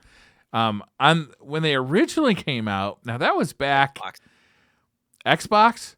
Xbox, They 'cause I played included it. the original uh games on the disc, like the old. Yeah, yeah, yeah, yeah. Do they still on the PS Vita? I don't That's a good question. They're probably unlockable. Like you probably got to play the game to find out, right? Maybe. But that's yeah. I mean, they weren't ridiculously expensive. They were in the 40 each range for complete, which is not horrible, but, it's still pretty expensive. I bet PS Vita Um, games are gonna get expensive. yeah. Yeah, they will, which is why I'm like, "All right, I'm collecting now." Um, I felt like this was pretty appropriate, uninvited, because we covered Oh yeah, we're just talking about that. Shadowgate, right? So this was kind of a similar game to that. Um, and it was one of the ones before Shadowgate. So now I just need to get Deja Vu. This is an expensive one to get complete. Like cart only is in the 70 to 100 range. So complete would Oh be in the wow, 2 to 300 range. So I was that's like, I'll right. get it. Yeah, yeah. Ryan was talking about it, and I saw the box art for it, and I said, "Oh, I kind of want that just for the box art." And then I found the price. It's like, oh, Yeah, well, it's the skeleton in the like the romper dress with the thing. nightgown. Yeah, it's Yeah. funny. It's good box Uh art. yeah. So I didn't know this game existed. Tecmo Cup Soccer, Okay. which is an expensive cart. This is going for 80 to 100 right now. Wow. But I looked it up and it is a turn-based RPG anime style soccer game. You're telling me that So, one didn't sell like hotcakes? no, like I watched videos and it looks fucking awesome. Like Really? the reviews are mixed, but It's it's like almost like you're looking at the person who's dribbling at you, and it's like, "Such and such got the ball, what do you wanna do?" And you're like, "Pass it," and it'll do kind of a bird's eye, and you can choose who you wanna pass it, and then it shows, like, a really cool anime, like, ball is oblong because you're kicking it so hard, like, pew, like, going to it's like really anime fighter style Okay. animation, and really cool All right, looking, you're selling it. which I'll be honest. you would What is it not called again? get that Tecmo Cup Soccer. What? soccer game. It's You would called not Tecmo Cup Soccer Game. It's literally what it says, but based on the art, you would not think this at all as to, like, what kinda style, like, you need to watch a little bit of it. I am. That's why I asked you what it was called so I could Google it. The anime the just animation of it is super It is. dope. It's totally like an anime soccer turn-based game. It just seemed really unique, and I was very happy that I picked it up because I like obscure stuff, and it seemed pretty obscure. Yeah, this is okay. You sold me on this one. This is pretty great, actually. I'm watching the video Yeah. for this, and it's like It totally is an anime. It's very comic book style. All right. And I don't typically collect expensive sports games, but this is one that I felt like I needed to get it before it goes up way too high. It's called Mm-hmm. Pro Sport Hockey by Jalico or Jalico, however you say that. Jalika. And it was marked at $169, which it's going for more than that now. And I looked at the price charting and it is like steadily, it's like a 45-degree angle from the last 3 or 4 years. So I was like, if I want to Wow. collect it, I need to buy it now before it gets more expensive. Just like actually over the last 8 to 10 years, it's just like almost a 45, it's like a 20 to 30-degree angle just straight up, which is rare. Um, another cart only thing for N64, Big Mountain 2000, which this is not a good game. It's just one of those going to be expensive N64 games because it's obscure. It's a skiing game and it looks janky as fuck. So, but it's getting expensive. Also Box art is another pretty very awesome for it, though. what's that? The box art is pretty good. This game Oh, doesn't really? look so bad. I mean, A little touche. stiff. Okay. This is actually a good game, and it's one of the more it's the top 5 N64 game that I've been looking at to get forever. Worms Armageddon. And they had a really clean copy of it at the retro store. And so I Nice. literally took because I've been going so crazy on Mercari, I had a ton of stuff to trade in. And so I used my trade-in credit for this.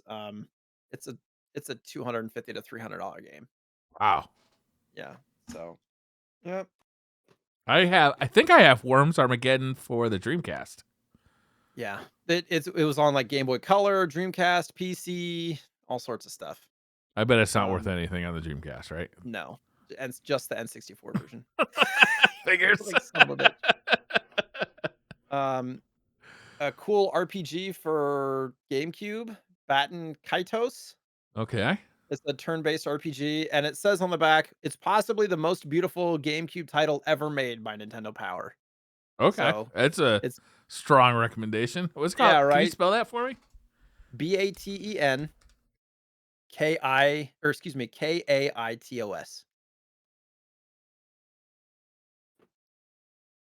I'm just now I like starting to looking get up the in. games when you're talking about them. Yeah, I'm just now starting to get into like collecting for GameCube. So it was a well-reviewed game as well, obviously. This is a So and it pretty looked game. yeah. Um, so I've had Hyperstone Heist in my collection forever, but I only ever had the cart and case. And I'm Yeah. learning now that for Genesis games, the manual is like the most rare part. Um, Oh, I so guess that makes sense. I've been wanting a complete inbox copy of Hyperstone Heist forever, and I came across one on Mercari in really good shape with the manual. Um, and fun fact, a couple of it because I've had the manual for this in a saved search on eBay for years, trying to just get a copy, like just a manual to go with my other copy. And one just sold a few days ago for $120, and it was beat to shit. Like the back looked like somebody poured coffee on it, and it sold for $120, which I didn't spend much more than that on. I spent 140 on this complete, and I'll be Nice. able to probably sell the cart box copy for about what I paid. But it's stupid how expensive just the manual for that game goes. It's That game's ridiculous. hella fun. Yes, I have not This played it Bite and before. Kaidos game looks good. Yeah, it does. Very well reviewed game. Um, speaking of Genesis games, and we've talked about this before on the TurboGrafx, Kadash for the Genesis. Kadash! I didn't I didn't even know it realize came out for existed. Genesis. Yeah. No, I didn't either. This is another rare kind of expensive game, and guess who developed it? Taito. Yeah. So think about like Little Samson and a bunch of other rare, super expensive games. I got it for like $30 in the Oh, box. nice. Is Don't have that the manual though. is the box the grid style? No. It's got really cool art actually. It does have good art. Evil eyes in the back. But the Yeah. reviews on this said that the TurboGrafx version is better. Hmm. So this one's kind of mediocre. Um X-Men Mutant Apocalypse. Complete in box. This is minty. It has everything but the registration card, and everything's in like new condition. These are getting expensive to get complete in box. The card is less than 20, but for some reason, complete in box is stupid expensive, probably because nobody had it. Because But X-Men fans are savages. They can't take care of their shit. apparently, but really good game, really good X-Men game, Marvel game, one of the best. So happy to get that. And also another kind of superhero game, War of the Gems, which I've talked about here before, where I picked up the carton box, but this was a mint complete copy that I picked up. Anything that I see mint complete at the game store, I have a hard time leaving on the shelf. Again, a very expensive game. But this, I believe, has everything, including the registration card, and it has the original receipt from the person who bought it, which I love that stuff. So this is a pretty expensive game to get complete. Is this like But a beat also, 'em up? This is kind of cool looking. yeah, both of them are kind of adventure, action, beat 'em up style. Um, a game actually, oh crap, I forgot to look this up, but I don't think the reviews on this were fantastic.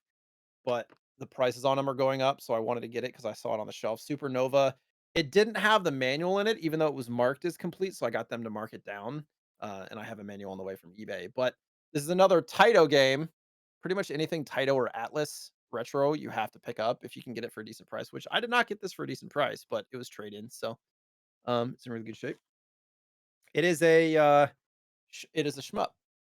Mhm. So side-scrolling, kinda gritty style. The reviews on it are not fantastic, but it is what it is. Um, one of the things that I've talked about, because I got the carton manual a while ago, I finally picked up a box and inserts from Mole Mania, which is a Shigeru Miyamoto game that not very many people talk about or know. Kind of one of his underground classic puzzle type games. Really fun game, well reviewed. The funny thing is about of this box, when I got it, I was talking to somebody from our community who's kind of a retro fanatic, and he's like, "I'm not sure that's a real box because every other copy they've ever seen had the new release sticker on the top left, and this one doesn't. And also, this has a different like picture on the bottom than every other copy that I've ever seen." And so literally spent hours scouring the internet trying to find out if because it felt and looks like a real box. Like it would Yeah. have to be a pretty damn good fake. Um, but actually found at Heritage Auctions, the only copy to sell in sealed condition was this print. So I'm like, all Mm. right, at least I'm relieved to know that it's a legitimate copy. Because But this is like pretty heritage rare. auctions wouldn't steer you wrong. Well, it was sealed, so yeah. You can trust your friends at heritage Yeah, right. auctions. Trust your friends at Heritage Auctions, where they became leprechauns. But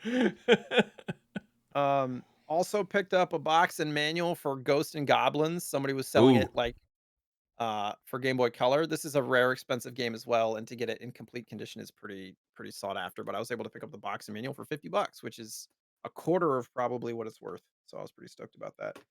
I didn't And even know they had it. last, Is that Game Boy or Game Boy Color? Game Boy Color. It's a pretty expensive cart. It's like $50 to $60 just for the cart. Game Boy games are getting expensive, man. I'm And sure the last pocket but is gonna yeah, enhance that action. it's crazy. Last but not least, the now prized possession of my collection. Oh, Another Street Fighter port like thing. I'll let you call it out. Shaq Fu. Man, I cannot imagine how much that could have cost you, but it was worth it. Here's the price that they had on it. Amazing. I can't see. $35? Wow. You stole that. It actually is a pretty solid price for this, and they've had it on the shelf for over a year. I've had it on my list What? forever, and nobody Wow, it's ever just too bought it. pricey for people, huh? Yeah. So I I was mean, like, fuck it's it. Shaq pandemic. Fu's coming home with me today. Yeah, man, Shaq Fu is awesome. Okay, that game is kind of bad. Agreed. But it's just so ridiculous that it's like it's fun. I've played it several times over the last couple of years because it's just so weird. It's such a Yeah, like it's a campy, but it's fun. yeah, perfectly said. But I was watching the video of it. I haven't played it since I was a kid. Yeah, And I thought it was more of an adventure game, but I didn't realize it was a fighting game. But I looked at the animate like some of the animations are so clean and fluid and the effects. I was pretty impressed actually, like looking through the video again. yeah. It's not good. It's not a good game. It's a great game. It's the best game. It's now I mean, stays on my I'm shelf glad. forever. It makes me happy that you have like a complete unboxed copy of that. Of course. I found out recently as I was kind of reorganizing stuff on my app that more than 50% of my collection across all of my games, and I have, I think, well into the 800s now in games, over half of that is complete in box. That's like, I don't know, 150 Super Nintendo or 170 Super Nintendo, 170 NES, like over How do 100 you keep track of N64 your games. games now? Do you use an app I or? use an app called GameEye, Oh, I use that one too. GAMEYE, and I've actually talked with that person, the developer. It's like one dude. It's Oh just a yeah. passion project. Wow. It's all free. I've given feedback to him. Super nice guy. He does giveaways on his Twitter. Like, Do you know in that app, GameEye, there is a way to when you're entering a game, you can say if you've completed it or if you've beat it, and you can say like mhm. I've completed 50% of this game, but I can't find a way to sort my collection by the games I've beat. Do you know? Am I missing something?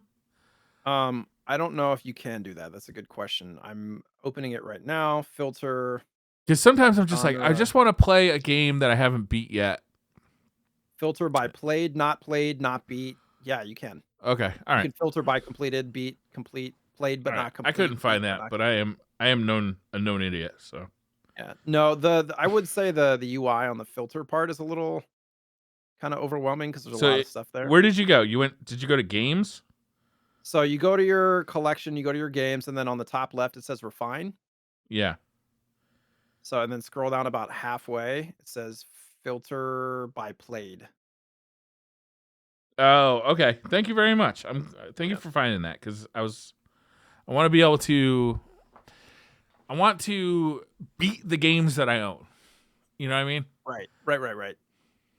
And one thing, actually, one of my feedback notes to him a long time ago was to say, I want in the app, I want it to say when I picked it up. Because a lot of times No. I put the price that I paid.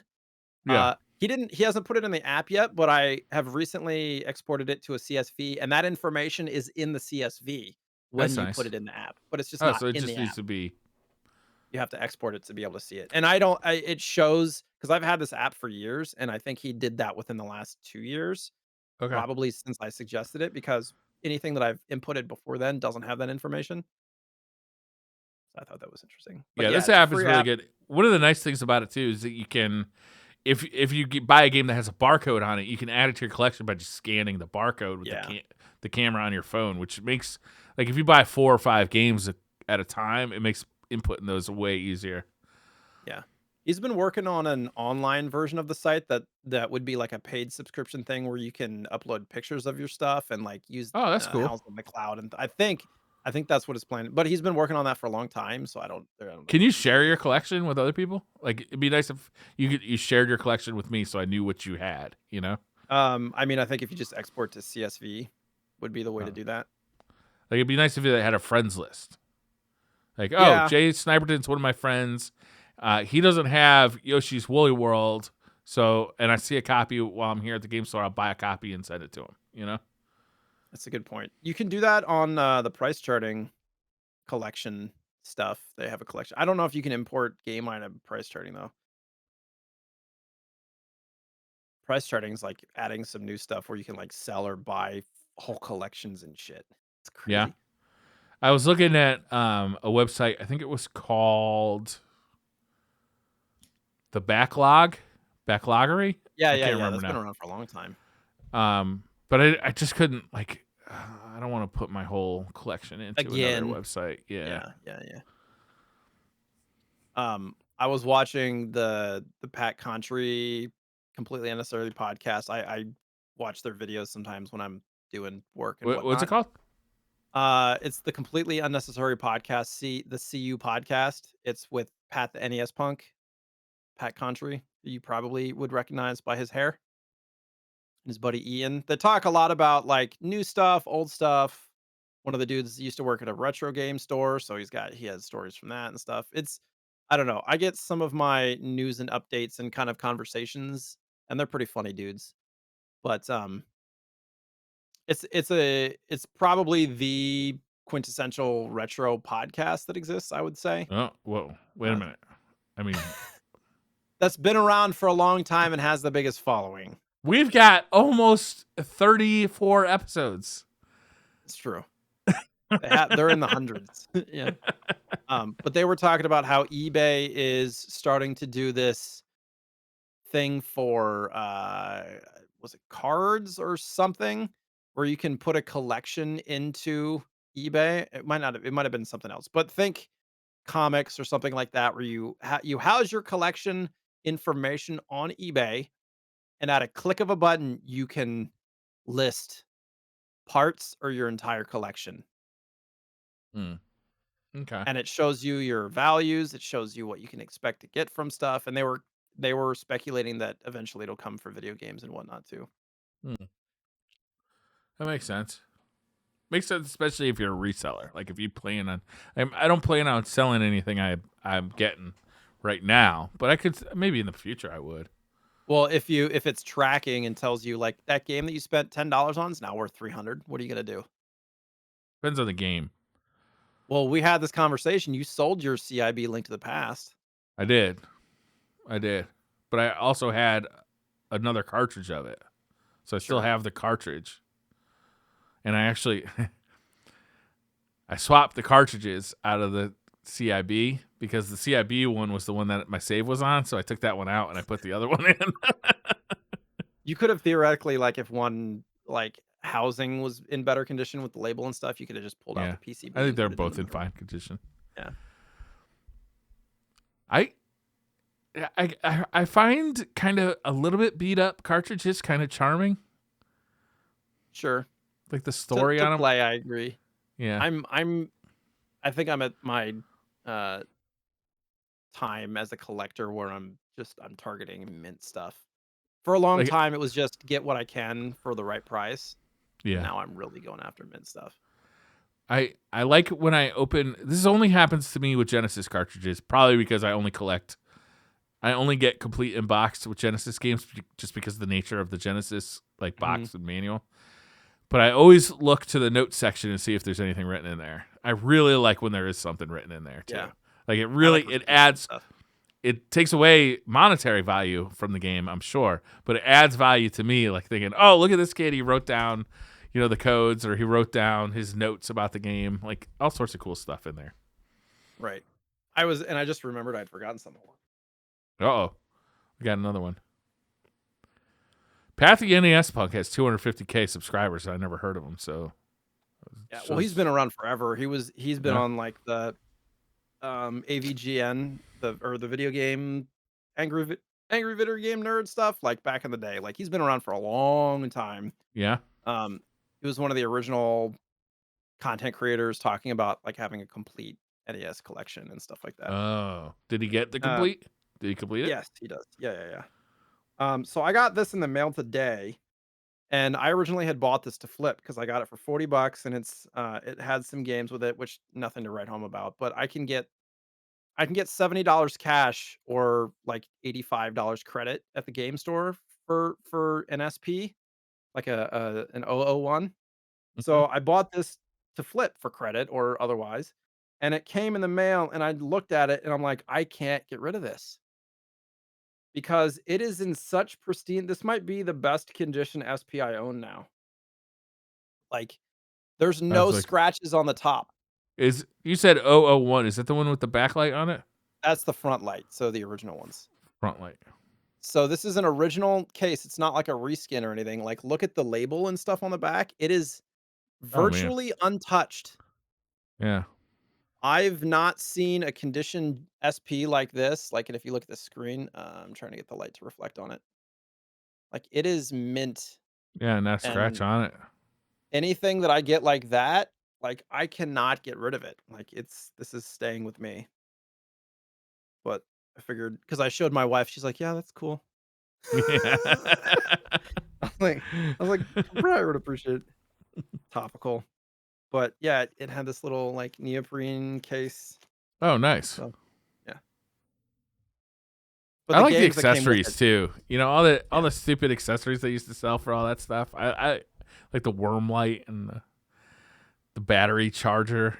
I have a battery backup basically for my Game Gear, where you charge the battery and then you plug the battery into the Game Gear, and The it's like original gives you an one. extra 12 minutes of battery for. It almost looks like a handheld shaver.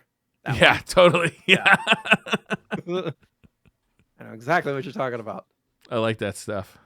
Yeah, as Sonoma said, the 101's the better screen. I think now I have like 5 SPs. I think I have like 3 of them in box. The only 101 I have is the one that I've reshelled. All the other ones are 001s. But um, the ones to look out for anybody who's wondering, the 101s are more sought after, but they're more rare. The colors you're looking for are the powder blue in the US anyways. Powder blue or the kind of dark gray, but not the black one.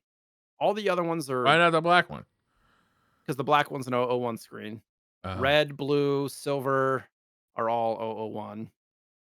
And then like a lot of the special editions are also 001. I think the NES one had one of each. There's the SpongeBob one, which also I That think had NES one of one each. is so fucking cool. Yeah, I have that one CIB now, but it's an 001. That one's cool. Yeah. But even that one in box complete has a scuff on the top. Son of a bitch. Yeah.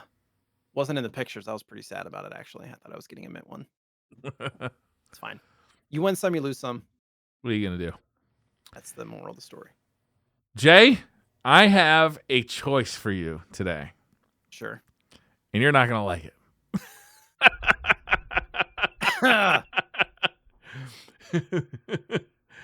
The choice. I don't want to make sure I'm getting the name of this game right. So give me a second here. The name. I don't know if it's spelled with a U or a O. Making me feel pain.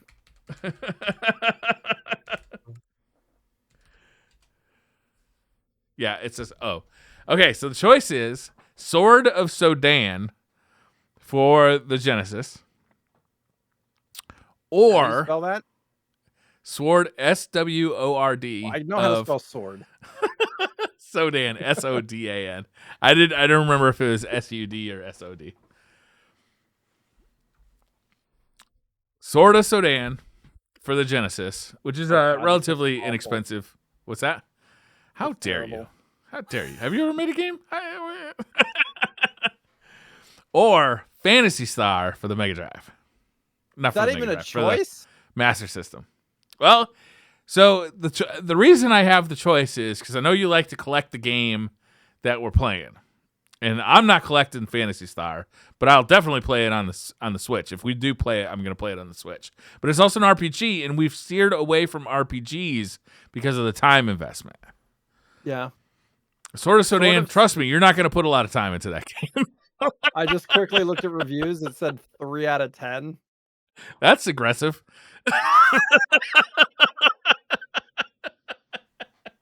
I don't even have anything that can play a Mega Drive cart. I don't have any Mega Drive stuff. Mega Drive or Master System? Master System, excuse me. Master System. Sword of Sodan is for the Genesis. Phantasy Star, obviously, is for the Master System. So, yeah, I mean, I think that we'd have to play, a port of Phantasy Star if we're going to play it. Probably. Which I'm fine with. I have one of the Phantasy Star games, I think, or at least I did at one point. Yeah. I mean, I'd love to get the Phantasy Star, but it's it's like you said before, it's $150 to $200 to get it complete in box. So is Phantasy Star Zero not the same remake? game? It's not. No. If you want to know the best way to play that game, My Life in Gaming made a 45-minute video about all the different ports of all the Phantasy Star games. But the Switch version is the one to play for us. Like, it's the easiest one. There's a really good PlayStation 2 compilation that has all 4 games, all the Phantasy Star games on it. That is also very good. But then you gotta, PlayStation 2 is its own challenge, and also that disc is kind of expensive.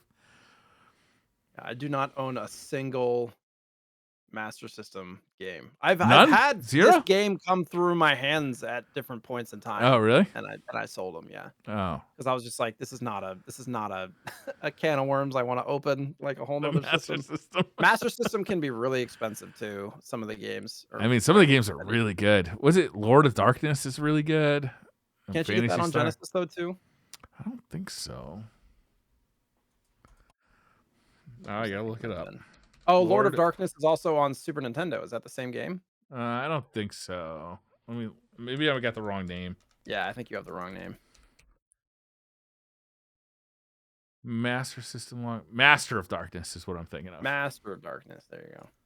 I was like, yeah. It's like a Castlevania game for Master System, but you have this dope dude in a suit and a cane. He's pretty badass. I'm guessing Vampire Master of Darkness for Game Gear is not the same game. I don't know.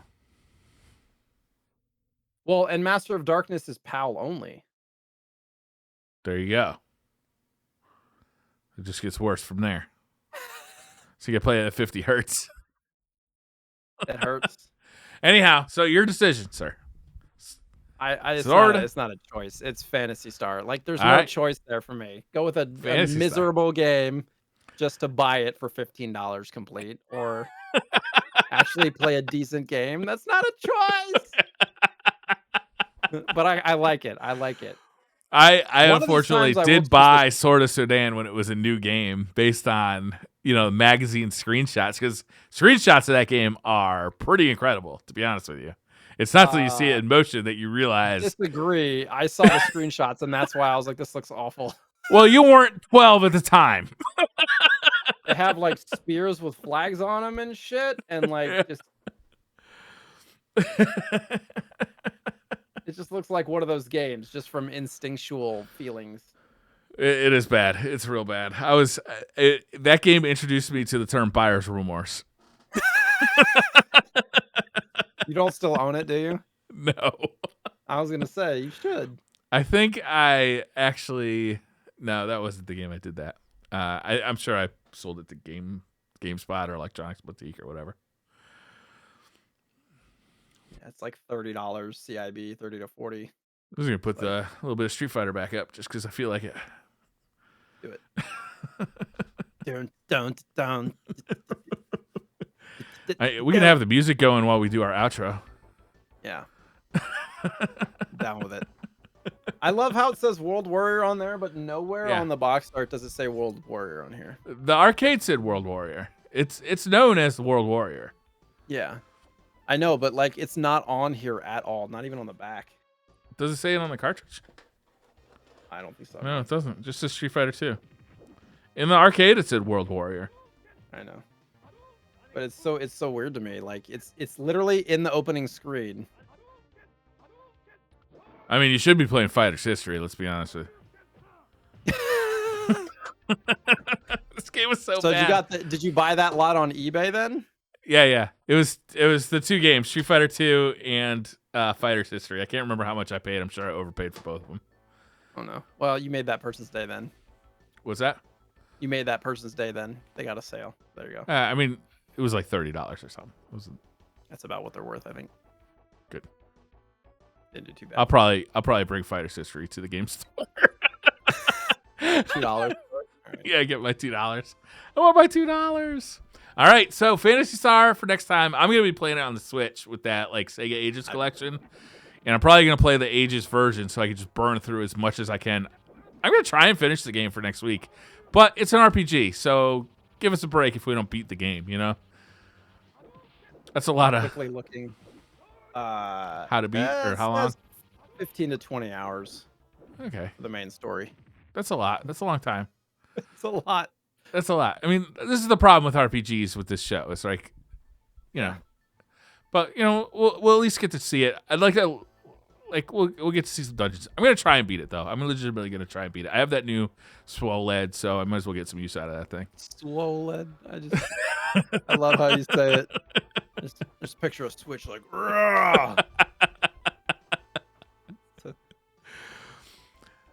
Jay, you up to anything interesting over the next couple of weeks? More Destiny. Hopefully not being on Mercari all fucking day, every day. Are you kind of getting ready for the witch cream? They just released a trailer today. That looked pretty cool. I didn't see that yet. Swamp.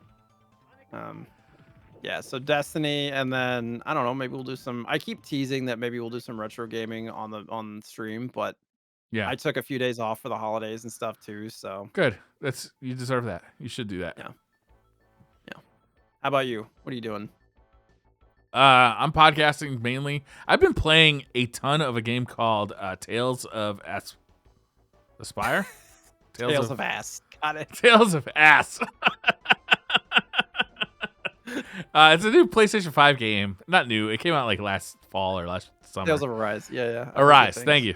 It's great. It's really fun. It's totally Japanese. Like, it's got a story and people who like refuse to talk about anything important just so that we can have that conversation toward the end. Got a story. It's very Japanese. But I think I described it on SideQuest as it's like somebody in Japan saw a pride flag for the first time and said, "I want a video game with all those colors in it all the time." Like, it looks like it's very pretty game. Yeah, no, the Tales games are gorgeous. Like, I love the art style. Yeah, this is my first time I've ever played a Tales game, so I'm new to it. Tales of Vesperia was the one that introduced me to the Tales series, but I haven't played through them because they're long. So yeah. Is it an action RPG? Real-time combat? Yeah, kind of. But it's like there's obviously turn-based stuff like under the hood because you're often like hitting the action button, but it's not doing any action. You know what I mean? You didn't actually mean to hit that button. We're gonna help you out. Yeah. It's the opposite. I find the actual combat to be the least interesting part about it, to be honest. Yeah, I think that's pretty typical. It's like the opposite of Google Stadia. Like, we're gonna predict your button presses and just not press them for you. Oh, perfect. You're making the wrong decisions here, champ. But it's real pretty, and the story is kind of fun, and the characters are kind of fun. So I'm enjoying it. I put like 20 hours into it. I'm hoping to finish it. I don't know, next couple of weeks. Now I got Fantasy Star staring me down. Yeah. Where can we find you, Briar? You can find me on Thursday doing the DCP podcast. We'll be talking about that new trailer that I haven't seen yet. Yeah. All sorts of other good stuff. At the Briar Rabbit on Twitter. Nice. All set? Wrap this one up? Sounds good. All right, Jake. Audience, we'll see you next week. Or we'll see you in 2 weeks. I always say that. Fantasy Star. Bye. See you later. Bye. Fantasy Star.